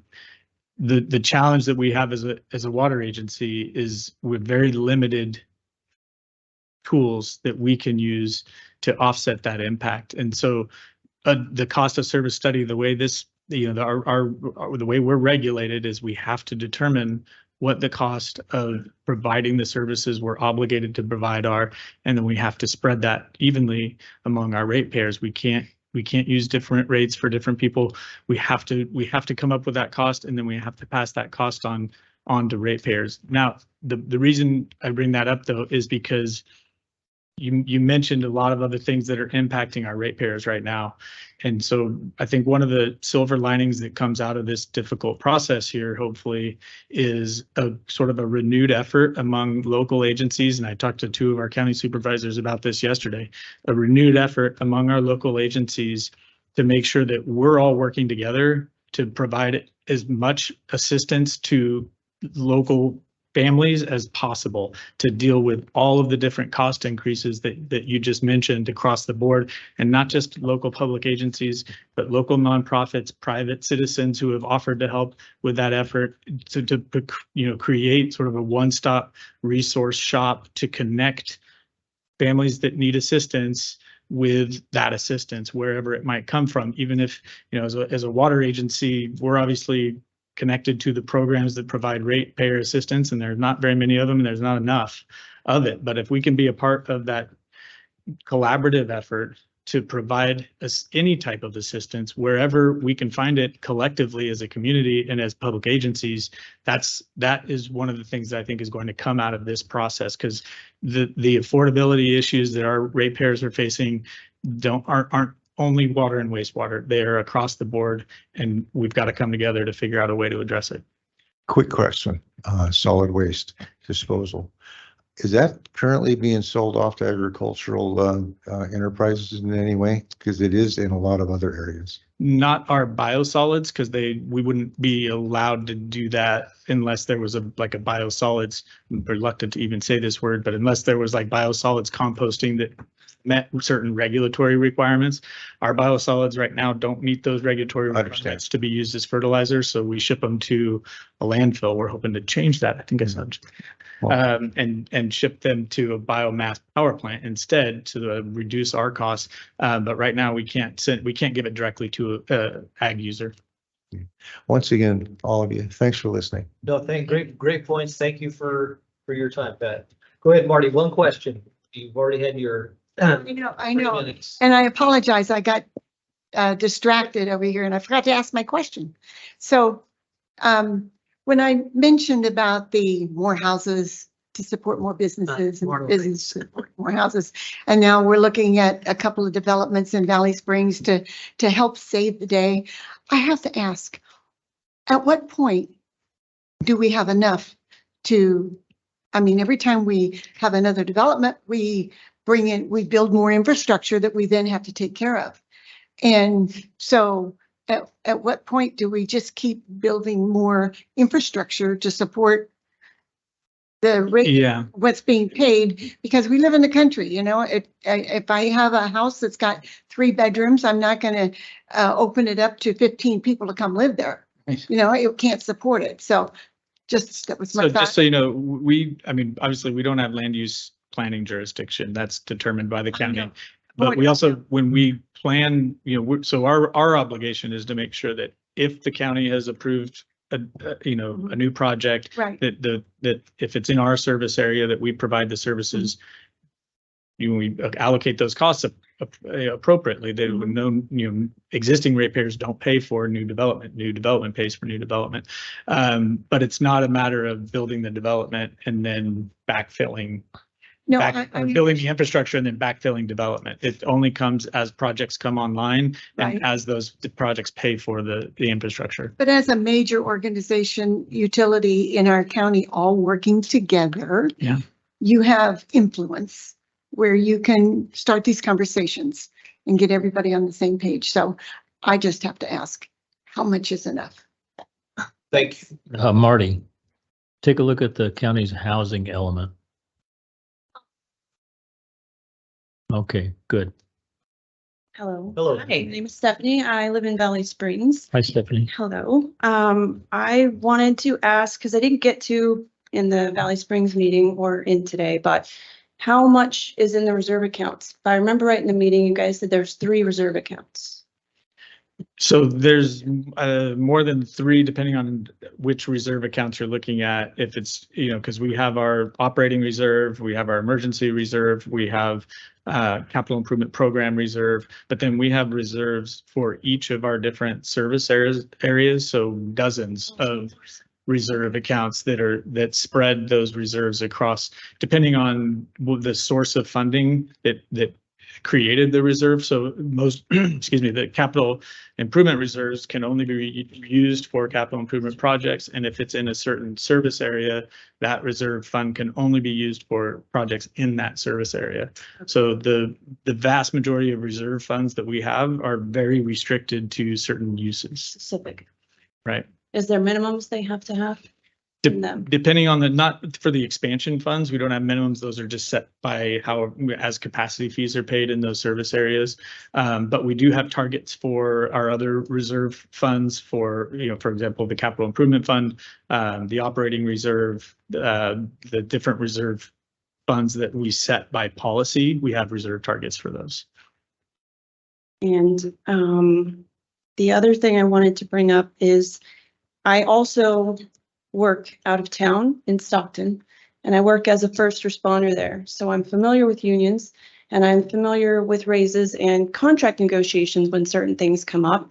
And for example, when 2008 hit, the foreclosure boom and all the stuff that happened with that, us as officers and first responders all foregoed any sort of raises, any sort of COLA stuff, because we knew it was not fair to ask our constituents to give us raises when they're in the same dang peril that we are. Right. And so I struggle with you guys getting raises and asking us for double to our water rates, to double our rates and ask for raises. I don't see why there can't be your salaries. What's the word? Freeze. Well, I don't see why, even like Miss Cindy said, every cent counts. You can forego COLA raises if you can't forego 5% raises or whatever that you get every step, which the way the site reads, it's 5% every step until you're exhausted of steps, and then you just get COLAs. So the way the site reads, it makes it sound like you get 5% every year plus the COLA. So that's at least 7% every year. So when you sit here and tell me, I understand the impact, I know how hard that must be. No, you don't, because it's built into your raises. You can cover those rates, no problem. I cannot. I don't have that.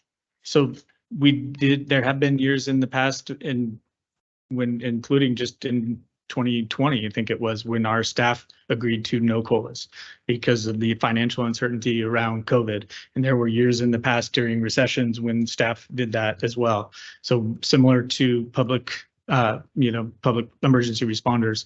The trade-off that we have to, so there's a couple of things. One is we have existing contracts that we have to live up to. We have to meet those obligations in the existing contracts. The other trade-off, though, that I touched on earlier is the cost to the district and the cost to our communities if we're not able to retain the staff that we need to operate these systems. That cost is potentially higher than any salary decrease that we would get if we don't offer pay increases. And that's something that we've looked at closely. We have to remain competitive to keep, and these are just as an emergency responder is, these are crews that are out there available 24/7, 365 in any condition to get out there and repair infrastructure and make sure that our communities have water and wastewater available. We can't jeopardize that by selling ourselves short and not funding the workforce that we need. So that's the trade-off that we have to be aware of if we're going to start, reducing those salary costs in the future. Excuse me, if you'd like. It's everybody. You're right. No. I'd like, when she yeah, completes, I just don't want people yelling from the back of the room. I just want to start a pressure. Okay, you're next. I'll be next for your comment. Thank you. I appreciate it. Go ahead. So I think her point was, though, that's admin staff as well. That's not just field staff, but that's absolutely right. But it's the same. The same applies to our admin staff. We used the example of an engineer before and how long it took us to bring an engineer to the district. It's really difficult for us to remain competitive in the labor market, and it doesn't help our communities if we aren't able to do that. And I do understand that part because we struggle with that in my field as well. However, we also have limitations on whatever cities we can use, because if we wanted to use whatever cities we're losing people to, we would be able to be using counties down in LA and things like that that make double that we do, or that make granted even more. So to be able to pick cities that you're losing people to isn't exactly fair, because there is I believe our city manager, our city council gets to dictate what cities we get to compare ourselves to. And so I would like to think that there's something in play too for whatever cities you guys get to decide to compare it to, because it shouldn't just be to who you're losing to. No, it's not. In fact, the ones we lose to are not actually in that list. Like I mentioned, East Bay Mud before, we don't compare ourselves to them, even though we lose staff to them because we can't compete with them. But it was mentioned quite a couple of times that that's where we're losing them to.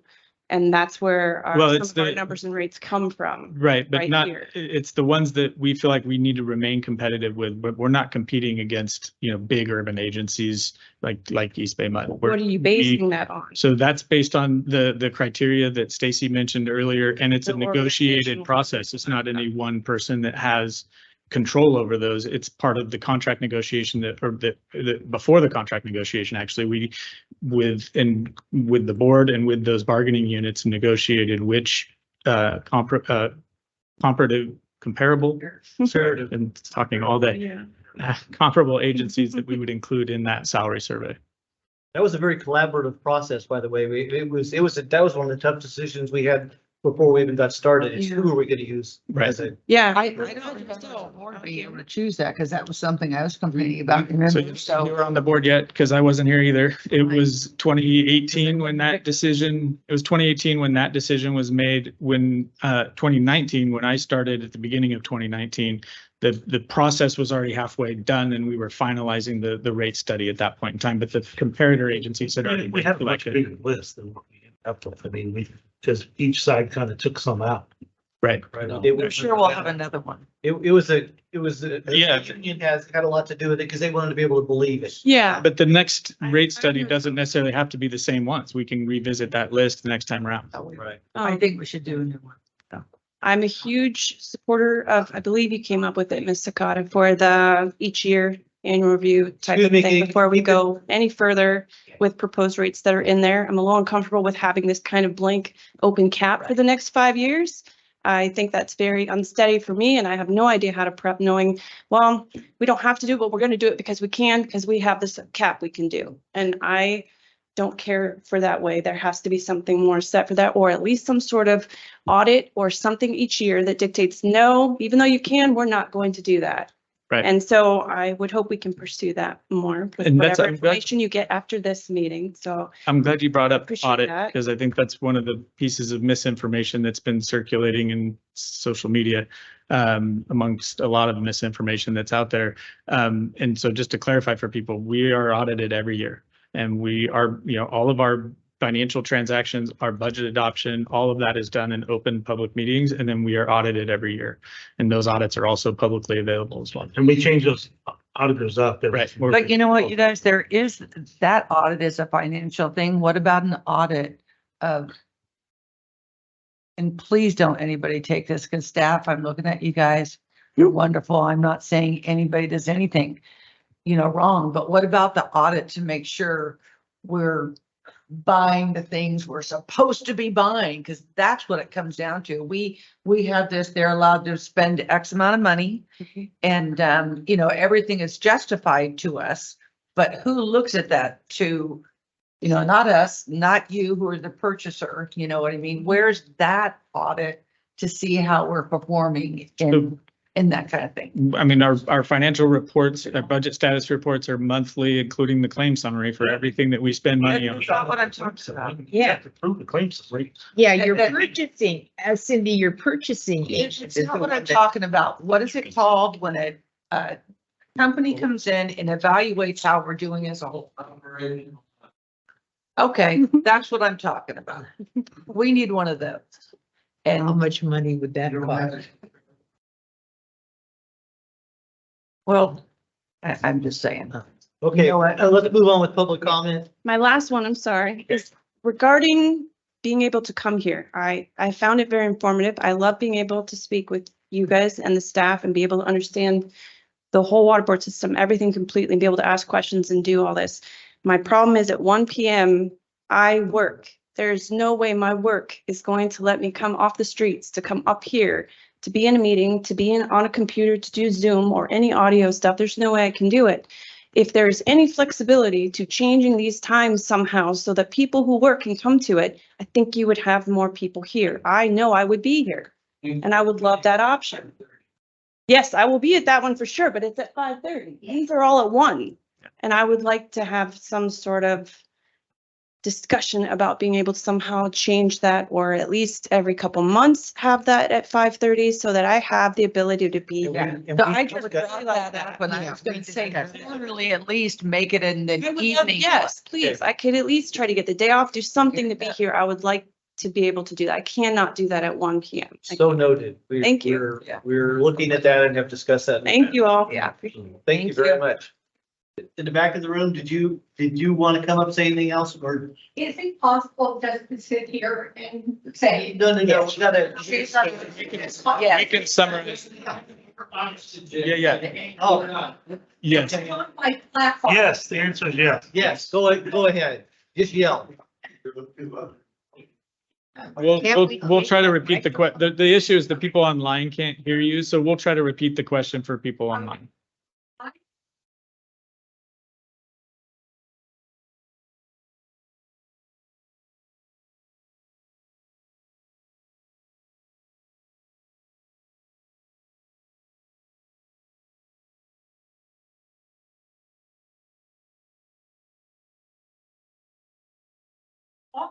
I don't want service to be, whatever, but businesses do have freezes. And I'm wondering why you're not touching any of not the office staff. And saying, sorry, you can't get your 5% this year. I've been through it where I haven't gotten raises. Social Security, my husband got, they take away that. So my income is down now. Okay, and then they put $2 charge if you want to pay by auto pay. I could not believe that. It was like, auto paying you on $2 or I have to write a check. I mean, more than that, it's 13,000 people. I mean, that's an extra $26,000 every other month for you guys, you know? I just don't have it, and I love my house. I love Valley Springs, but like they said, I can't go next door and say, can you give me money? You know, I'm 75, I'm COPD, I can't go out and work. You know, so anyway, that's my to-do with. I don't know what that golden rule is that you can't touch office salary.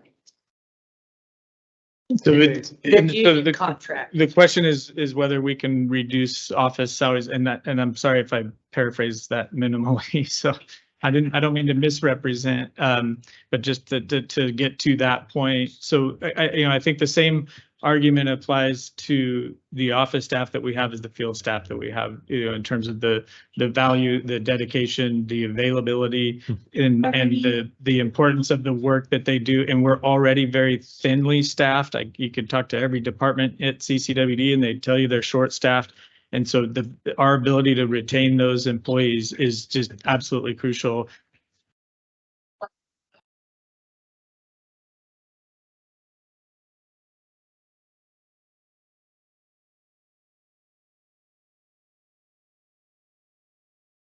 I'd have to see what number you're referring to.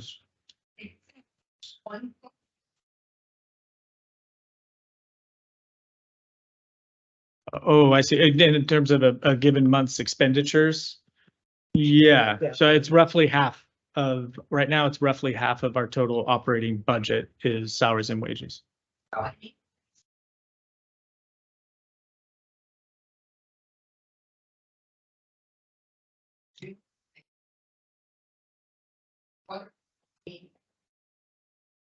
just saying, there are people that work for you that could go someplace else.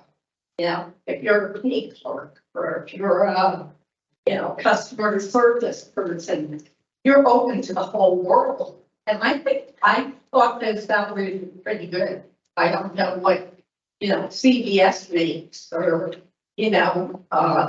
another office like Lieutenant Mother or something like that. But I think it's the whole community. Yeah, and it's hard to articulate though how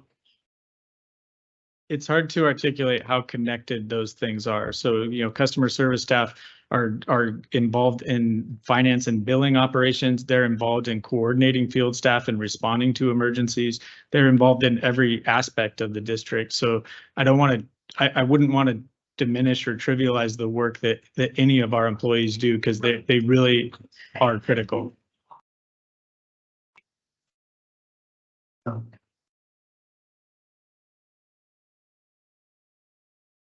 Yeah.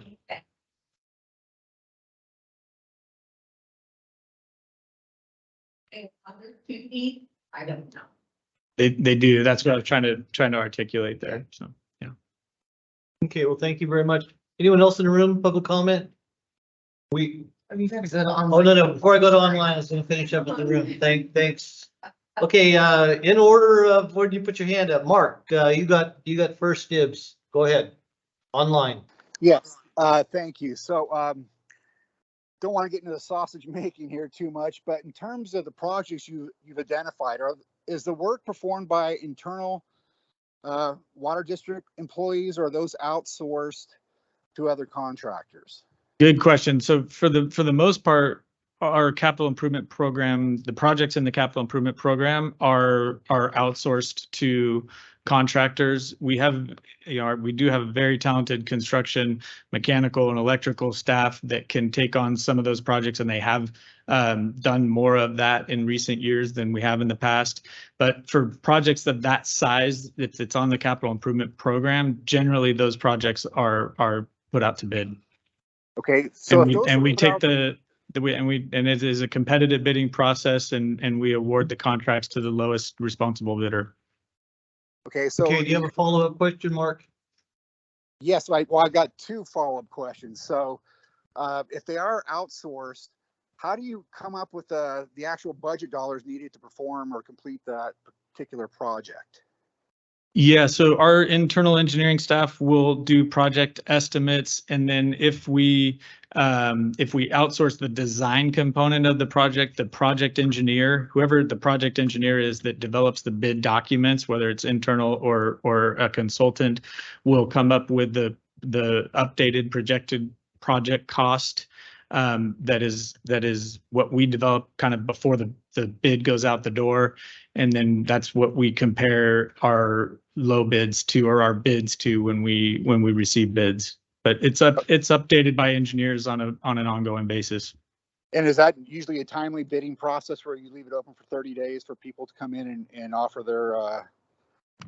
their bid for the job? Because the only reason is if you're outlining so many projects in a particular calendar year, how do you take into consideration resources internal for the projects you're utilizing and whether they'll be available, as well as the contractors that you bring on board and are which could take months prior to what you originally had anticipated? It's a great question. So, and one of the things we were concerned about initially was bandwidth to implement the scope of the CIP program that we were proposing. But what has happened in reality is the number of projects that we can do with the same amount of money that we were hoping to spend is reduced significantly. So we already have the internal bandwidth based on the positions we have. We have some vacancies we need to fill, but based on the staffing level we have right now, I think we have the internal bandwidth to implement the projects in the CIP. But the timing, we have some projects that are ready to go out to bid. We have others that are still in the design and environmental review pipeline. So we're going to phase those projects in based in part on bandwidth. And I should also mention our construction inspectors, because they get spread really thin during the peak construction season, especially. And that's a really critical in-house effort to make sure that we're holding contractors accountable for the work that we're paying for. Okay. Thank you for that information. One suggestion that I have is let's talk about laptops and vehicles and such. There's quite a few small water districts in this rural area. Have you guys ever thought about leveraging your purchasing power as a whole, maybe being able to get prices reduced? Yeah, that's something we've talked about off and on over the years. The logistics of that tend to get pretty complicated and eat away at any cost savings pretty quickly. So it's not something that we've leveraged on a large scale yet. But we have really good relationships with other local agencies. So if there's an opportunity for that to provide some cost savings, we'll jump at it. Okay, and my last statement is going back to the salary raises. You guys, I brought this up earlier in terms of what metrics you're utilizing to support the raise increases. My experience has been people don't leave necessarily based off what their current salary is, but they leave because of company culture, leadership, and also opportunity. So hopefully you guys are having outgoing meetings with these employees that are leaving to better understand and measure where you guys need to improve. And with that, I thank you for your time. Thank you, Mark. Appreciate it. Appreciate the comment. We do exit interviews with staff when they leave, and then that's a big part of the discussion. Okay, we're going to move to number 2 on our list. Robin Danfeld, please. Yes, thank you. I was just going back a little bit of ways there where someone had mentioned looking for the possibility of a feel-good kind of thing that we could have in the proposal or have visualized somehow. And I was just thinking one of those things that we could have inserted into the proposal somehow as something that looks like the annual amount of grant funds that you could obtain, or federal funds or whatever you could obtain in the future, in order for rates to either remain the same or for them to only go increase by 2% per year. There could be some kind of matrix that you put together by year, by however much funds and by however much percent, that the rates would have to increase if we didn't achieve those grant funds, something like that. Anyway, I'll leave you to your comment. Thank you. I think that's a great idea, just a scenario that you And if we, go ahead and plug in some projected if we get grant. 10 million in the first year, then the rates would be this. If we get 5 million, it would be this. Something like that, Yeah. just to give people an idea. Right. I would like to see that, quite frankly. Okay, no, it's a suggestion. We have enough I time wrote it down. It's on my next week list. to implement something. Probably not on that time frame, but that's definitely something we can, because I think the challenge would be, what is the funding going to? So which project is it funding, and is that even one that was included? Just, you have 85 million in projects or whatever that number is, and you're gonna get 10 million in grants. Follow the balance. You don't have to put it to a project. This is just a guesstimate, a scenario of what ifs. So Okay. not to a particular project, just to the Bucket of funds. Noted. And actually going forward, I think you guys are on the right track of having either a quarterly or a twice per year forum where, in this kind of setting, where you would be looking at, well, since we got 10 million in grant funds, do we want to pull in any of these? And that would cause the rate increase to, instead of going up only 2%, it would go up 3% or something like that. We would have those discussions going forward in this kind of a forum. On a regular basis. Yeah, absolutely. Okay, thank you. Ralph Copeland. Hello, how's everyone doing? Buenos tardes from Cabo San Lucas. That's not helping, Ralph. No, it's wrong. We can't hear him, no. I hope you're enjoying yourself. Yeah, last day, come home tomorrow. Regarding, thank you, Director Thomas, for mentioning the large ticket items on the CIP list. I got to mention, when I was the last CCWD rate increase, rate discussion, August 16th, I'd like to thank you guys for that presentation. I was walking out with an engineer, I don't recall his name, but we had talked briefly about the Copper Cove transmission line and pump station zone B and C. And as you know, I've been an advocate for this 2 miles of 20-inch line to be carefully reviewed and calculated and so forth. And I've been told that due to hydraulics and static mixing requirements for our water quality, state and federal requirements, was needed. But this particular engineer said that it will also allow future development and growth.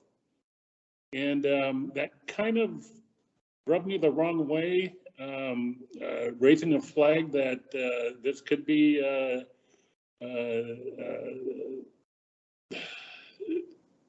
installed without any mitigation from future development.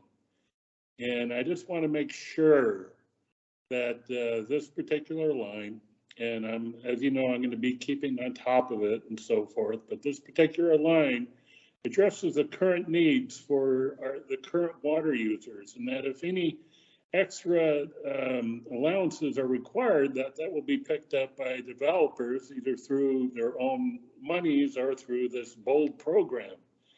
And with that, that's just my comment, and thank you very much. Yeah, thank you, Ralph. The other source of funds that we have available for that is our expansion funds, and Copper, both on the water and wastewater side, we do have reserves available in our expansion fund balances in those service areas to offset, to help cover the cost of the portion of a project that's associated with expansion. Because in some of those projects, like that one in particular, it's not necessarily driven by a new development project that's coming online at the end of that pipeline. So in some cases, it's easy to say, yes, this is 100% the developer's responsibility. In that case, it's serving existing customers and providing additional capacity. So we have to do a breakdown of what portion of that is expansion and where do those funds come from compared to existing ratepayers. Okay, very good. And also really quick, I believe you touched on, as with the annual rate study reviews, I'm hoping the board considers adjusting the CIP projects annually to maybe lower the cost to the end consumer. And I believe that was brought up and will be under consideration. So with that, thank you very much. Right, yes, that was. Thank you, Earl. And we do, just to respond to that real quickly, I know we're trying to move on here, but we do adopt an updated capital improvement program every year.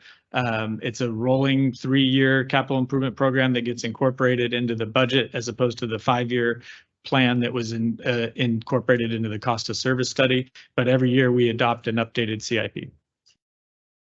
Great, thank you. Okay, before we move on to Hillary, William Scriven, I think you just joined us. You may want to turn off your camera. You're all over our screens. William, there you go. All right, Hillary Summers, you're up next. Public comment online. Thank you. Yeah. Yes, I'm from Copperopolis. I had a question regarding some comments earlier regarding your fleet and making them electric in the future, and also the increase in costs for just in general regarding electricity and PG&E. I know you guys mentioned that you weren't looking at changing anything over to electric at the moment because of costs and the fact that you're not currently considered first responders, even though realistically you are. Is that something that you've brought up to CSDA to see if they can bring that up to the state and perhaps have, you know, special districts like yourself deemed first responders, since again you are, and during the pandemic you were deemed that for certain times? Really, really great question. And the answer is yes, both through CSDA and also through the Association of California Water Agencies. And in particular, Damon Wyckoff, our Director of Operations, who spoke to that earlier, has been a statewide leader in that effort to try to educate the California Air Resources Board on just how difficult or impossible it is going to be for us to comply with that clean fleet rule that goes into effect in 2027, at least as far as conditions exist right now. So they're kind of, it's a bit of a Hail Mary, I think, on the state's part to hope that those vehicles and the grid can support implementation of that rule. But Damon's given presentations to all 5 California Air Resources Board members to try to explain to them just how difficult that would be for a district like us in all weather conditions and all sorts of different, the different challenging operating conditions that we have to comply with that rule. And our advocacy effort has been more through Aqua than it has been through CSDA, but we're also members of CSDA and any, I think Aqua, CSDA, CMUA, the other associations out there are in lockstep on that front. And Mountain Counties. And Mountain Counties, thank you. Yeah, Mountain Counties has taken a really a leadership position in terms of articulating the unique challenges to rural mountain county areas. So it's definitely a huge effort that we're involved in. Damon's done a phenomenal job on that front. Unfortunately, it hasn't changed the outcome of what that rule looks like. We're still advocating, though, for that exception for water agencies. And Hillary, we shake our heads every day thinking about that law coming into effect and what are we going to do there? We do not have electric backhoes, dump trucks. We were told at the Aqua conference by the PG&E's chief of distribution that that they would hope that we would just ask for what we barely needed, not ask for the full amount of power. And they were told that they may not be able to bring power to our existing facilities in the amounts needed. And then they also told us that they hope that we would charge our vehicles during the day when power is going, when solar and wind is working. That's just how ridiculous the whole thing is. Now, there's got to be an off ramp somewhere. Thank you for your question and bringing light to that subject.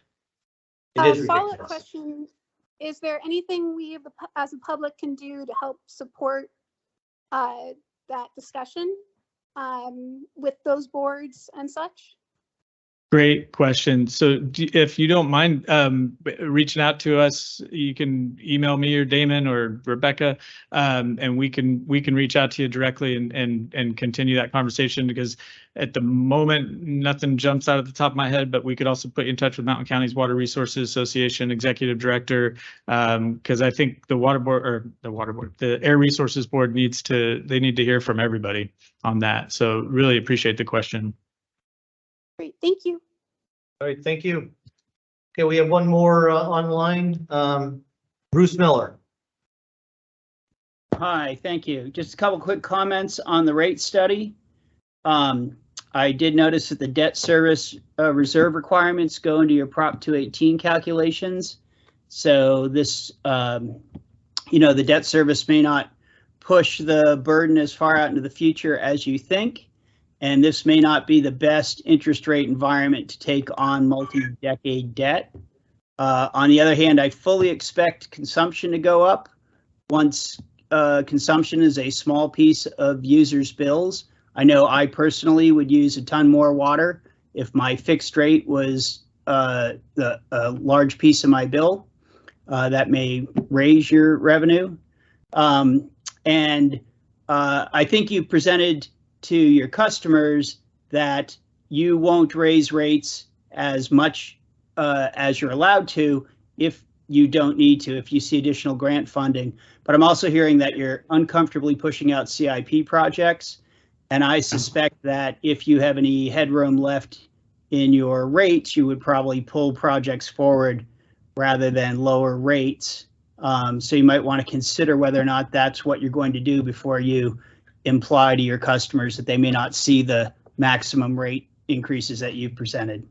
That's it. So good points. I think we have been pretty upfront about that being an ongoing analysis that we'll have to do at the time. But we're not promising anybody that, every dollar of grant funds that we receive is $1 less in rate increase. We hope that we're going to be in a better financial position in those, especially in those later years, to be able to implement lower rate increases than what is adopted. But we'll have to evaluate, it'll be a cost benefit analysis on an ongoing basis to see where we are. But grant funding and any other source of funding that we can bring in will absolutely be a huge part of that effort. But it's not set in stone in terms of what the impact is. And part of that will be project driven and the condition of the infrastructure. But to your point on debt service, so if I understand you correctly, and correct me if I'm wrong, but I think what you're saying is financing a project doesn't push the cost of that project out beyond the 5-year rate study, which is correct. And that is factored into the cost of service study, but we're paying debt service on those projects instead of the full cost of the infrastructure.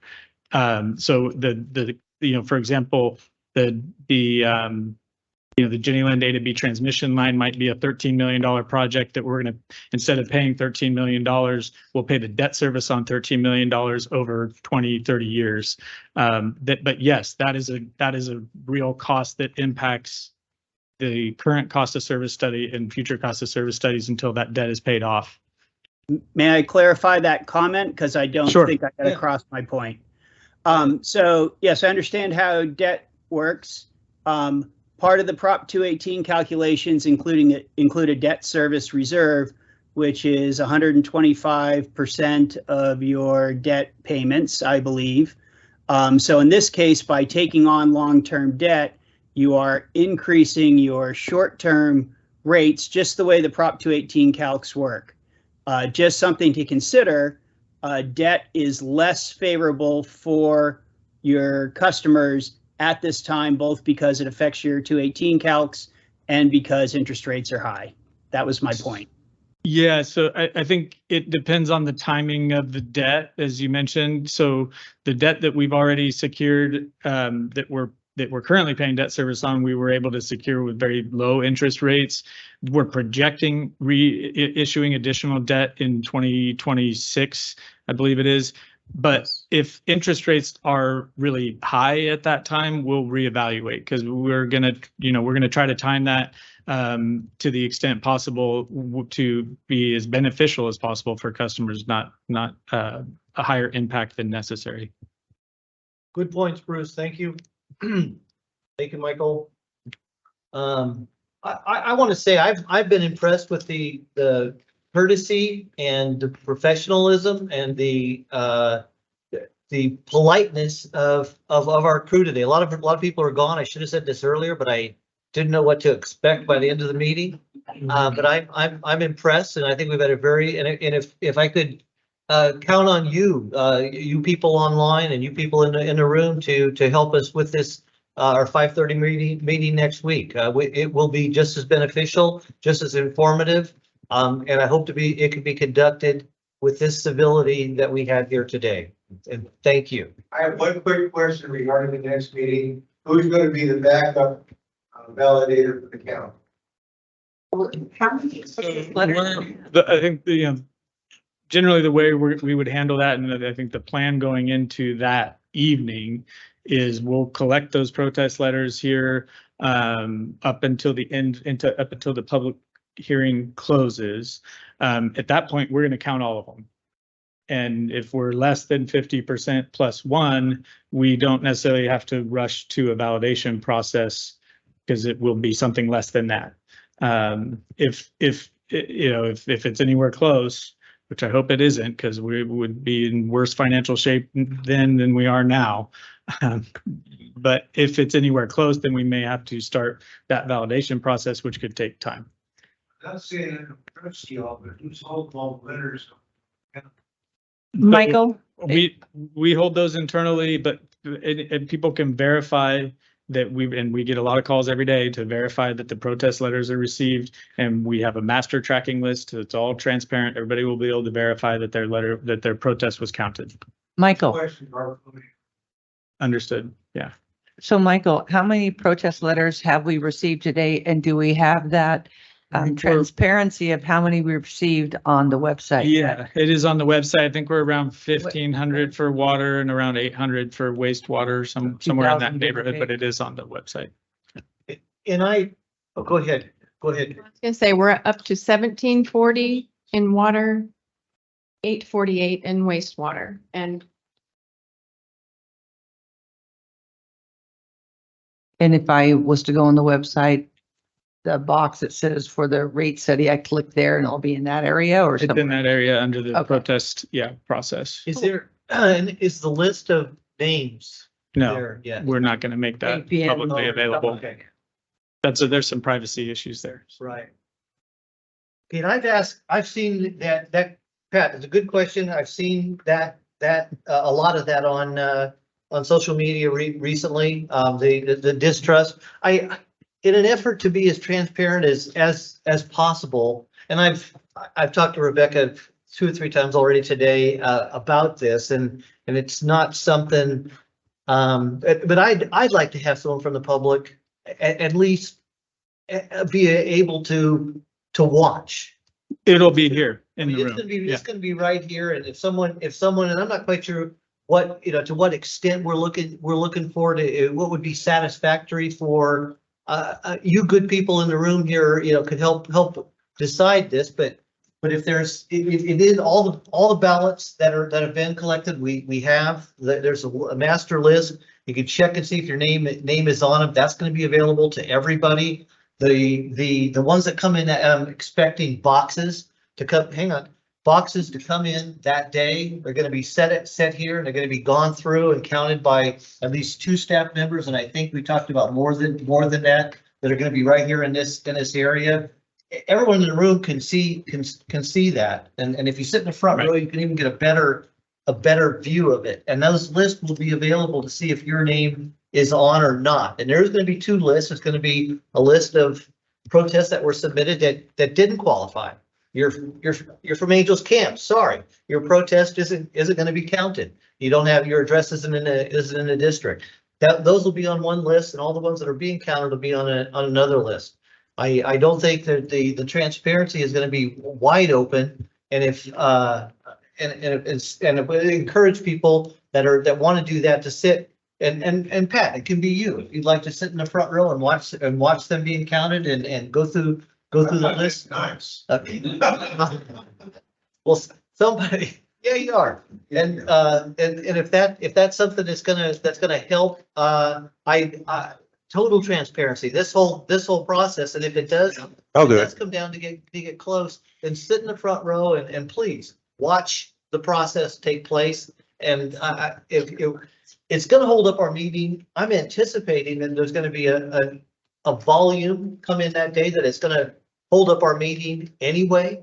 But to hold it up, try and hold it up further is probably not beneficial for anybody in the room. Okay. But this is something that we're not hiding. There's nothing to be hid here. It's going to be as transparent as possible. And I can understand and I hope you can understand the problems with putting everybody's name on a list that all these people have protested and posted it to our website. I don't think that a lot of people are going to be on that list won't want us to do that. So, And accepted. Okay. Here's the thing. I predict that, well, you already know you're going to have a mob mentality. Okay, so it's going to be raucous, it's going to be anarchist, and it's going to be, all those things associated with it. Okay, well, that's good to know. But what I do believe you're going to need to do, and this is going to help satisfy most of the people out there, is you're going to have to break out how many letters were received, how many were in opposition to, how many, well, everyone will be in opposition to, let's put it that way. But any rejections that you have, you're going to have to come up with a list of qualifiers as to why they were rejected. You'll have to show that because We do track all of that. That'll be a part of the master list. The vast majority of letters that are not counted are because they're not CCWD customers. Yeah, because let's face it, you guys are viewed as like being a government entity, and everybody trusts the government, right? So you're kind of working an uphill battle.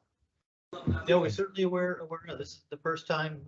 This is my third rate study and third process we're going to do with the public hearing involved with. It'll be the second one I've had any involvement in. Another one I was out of town. So. And on this subject, if you have quick comments, please come to the microphone. There's two other people in the room that would like to talk. Thanks again. Thank you. Meeting time. Okay, 5:30. 5 p.m. 5:30 p.m. Friday. It's going to get over at 9. Majority of people I ran into are renters and they pay the bill. And I fear that they're going to be rejected too. This is in Copperopolis, probably 30 to 40% are renters. They pay the bill. It's going to affect them directly. So, and I understand they're going to be rejected because they're not owners. So the way Prop 218 works is It's the state law. landowner is the one that is responsible. Well, Yes, but if the renter pays the bill, they're the ones on the hook. perspective, the landowner is on the hook. Even if the tenant pays the bill, we can provide a Yeah, courtesy so there's copy another catch to 22. the tenant, but the landowner is the one who is still responsible. Somebody said it's real. Right. It's the way. Yeah, I know, you're tied to the law. Bullshit. Okay, and I want to respond, Michael. Oh. The thing is I do agree it is tied to the law, but for every renter protest we get, we should have on hand, because I'd like to know how many we receive. If we didn't get one from We're the tracking all of landowner, that. why couldn't we let the renter have that protest letter? Because the landowners, if they have renters, they're maybe too busy and won't do that protest letter. But I would like to know, even if they were rejected, let's say we got 4,999 and we accepted, or we didn't accept, but we have 100 or more tenant letters, that would be telling me what I would need to know. We'll track all that. Absolutely. One more question, comment? That'll be you. Just transparency was what they wanted. You said names can't be done. Could you do it by parcel number then? Would that be a privacy thing too? Parcel number will be really hard. We looked into doing it by address, but there's still a privacy issue there. So we'll work on the best way to make that available. But currently the way people are doing is they're calling in and verifying that their protest was counted, and we're tracking all that on a master list as well. So we'll look at the best way to do that. Yeah, we do have a master list of, there's 1,500 people on it already. And then we do have a list of the ones that didn't qualify for whatever, and for whatever reason they did not qualify. There's social media out there that lists itself out there as experts on CP on 218 notices. And there's some opinions out there that say that there's legal opinions that say you should count renters. So I would advise your legal guy to go out there and chase it down. So some people believe that it should be counted. We've chased it down. We're comfortable with that. We've responded to those people whenever possible. That, I understand there's confusion out there, but the liability is to the landowner for CCWD. So other districts do it differently, where the tenant could be ultimately liable for the bill to the district. And in that case, under 218, the tenant does get a vote. So that's why 218 allows for that, depending on the relationship between the district and the ratepayer. In CCWD's case, our ultimate liability is always the landowner, not the tenant. And that's why we make sure people understand it's the tenant that gets a vote. We're trying to get it out there. Did you have a comment? Come on up to the. Can you go up to the microphone? Just real quick. I'm sorry. Just so people online can hear the conversation. Question of what percentage of your customers are retired on set incomes? And you are comparing the Bay Area, and I'm hearing about these other towns and so forth. I happen to know that the Bay Area water and sewer is not anywhere close to what I am paying at Lockington. Right. So rate comparisons are different. Right.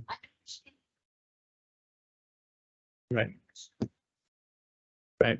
But no, we don't do income verification or, we don't have a demographic survey to that level of detail, but we understand because we live in these communities that we do have a lot of retirees in the communities that we serve.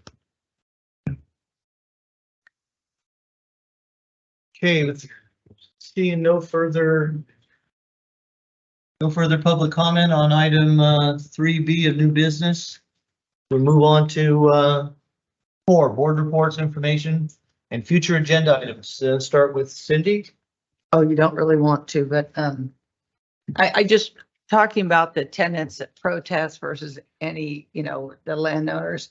It frustrates me because I feel like it's us against them, meaning CCWD against ratepayers. The ratepayers are CCWD, and I wish there was something we could do a little bit more to incorporate it, like perhaps how I suggested. Let's track them anyway. I think we are. And if it's a close call, then something. I don't like when I see this, they don't trust here, the board, let's say.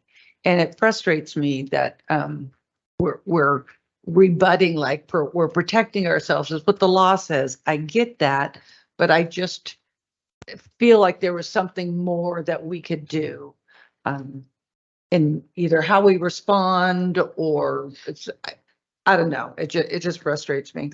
Anyhow, regarding meeting or next agenda items, I'd like to see about having the CAP program and the scholarship program put on agenda.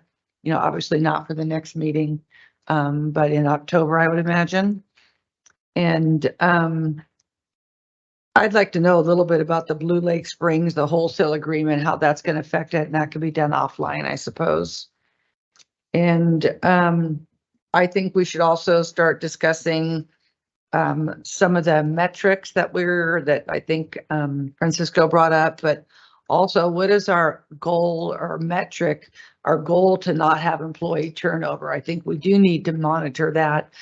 And if it's an issue, find out why.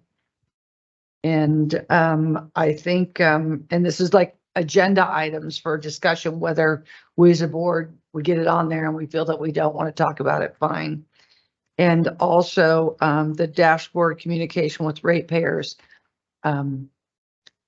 Just about where we are. You know, we have this beautiful, our mission statement and whatnot. So how can we incorporate that in some kind of a, just a, you know, how are we doing kind of a thing? You know, we said that our top priority is customer service. So does that mean that we do an online on our website survey to ask them how we're doing and we monitor it there? So I would like to look at that sooner than later to how we can get that done. And also the scenario that includes projected grant income, I think we should be able to have that modeled, and playing with it is not the right word, but utilizing that model and put in some scenario numbers would be really helpful. And maybe that's in the finance committee meeting. And other than that, that's it. Okay, thank you, Cindy. Director Sakata, thank you. Before we move on to Director Thomas, online, Bradley Winchell, you have your camera on. Just so you know, you're all over our TV screens in the boardroom. If you want to turn your camera off, you have more privacy there. Go ahead. Hello, Brad. Microphone's on. No. Director Thomas. That's the answer to your survey right there. Look at your demographics. I'm gonna give it. Okay, I really don't have a whole lot to add here. We've been maybe exercising our mouths more than we should at the bottom line here. But Marty, your comment or your question about how much is too much, if you on growth and stuff in your area, have you considered making this is a facetious statement, of course, but that there in some communities, they have a committee called the Drawbridge Committee. So that they put a drawbridge in after all of us who are already here are here. I don't believe in that approach. I think that more growth would be would be better in every aspect for this county. I felt that when I was on the Board of Supervisors. There has been ever since I've been in this county, there's been a no growth pervasive attitude in this county, and it needs to at some point stop. We need to have industry, we need to have economic growth, and I think that this district has a responsibility to allow that to happen. We can't be a driver of it, but if it's going to happen, we need to be able to respond to it. So anyway, those are my I did. Okay. All right. That's it. Thank you. Director Davidson? No, I just want to thank everybody for coming today. I do think there's more work to be done on educating ourselves about this. I mean, we've been at it for almost a year here talking about this stuff, and most of the people that, even the ones that showed up to the meeting in Valley Springs, never really got through the PowerPoint presentation that really talks about the $1 million of increased electrical costs, the project cost escalation.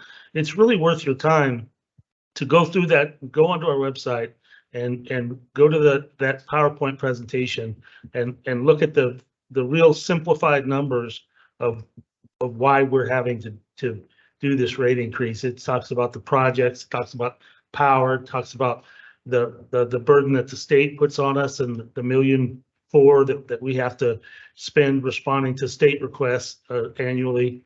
It really does explain things better than a lot of the stuff that we've been looking at. I think when people looked at our project list today, I mean, I'll bet you nobody who showed up here, there were very few, actually had any idea that we have to spend that kind of money, and it's funny, you talk about $1 million used to be something. Today, $1 million is 2 cruddy houses.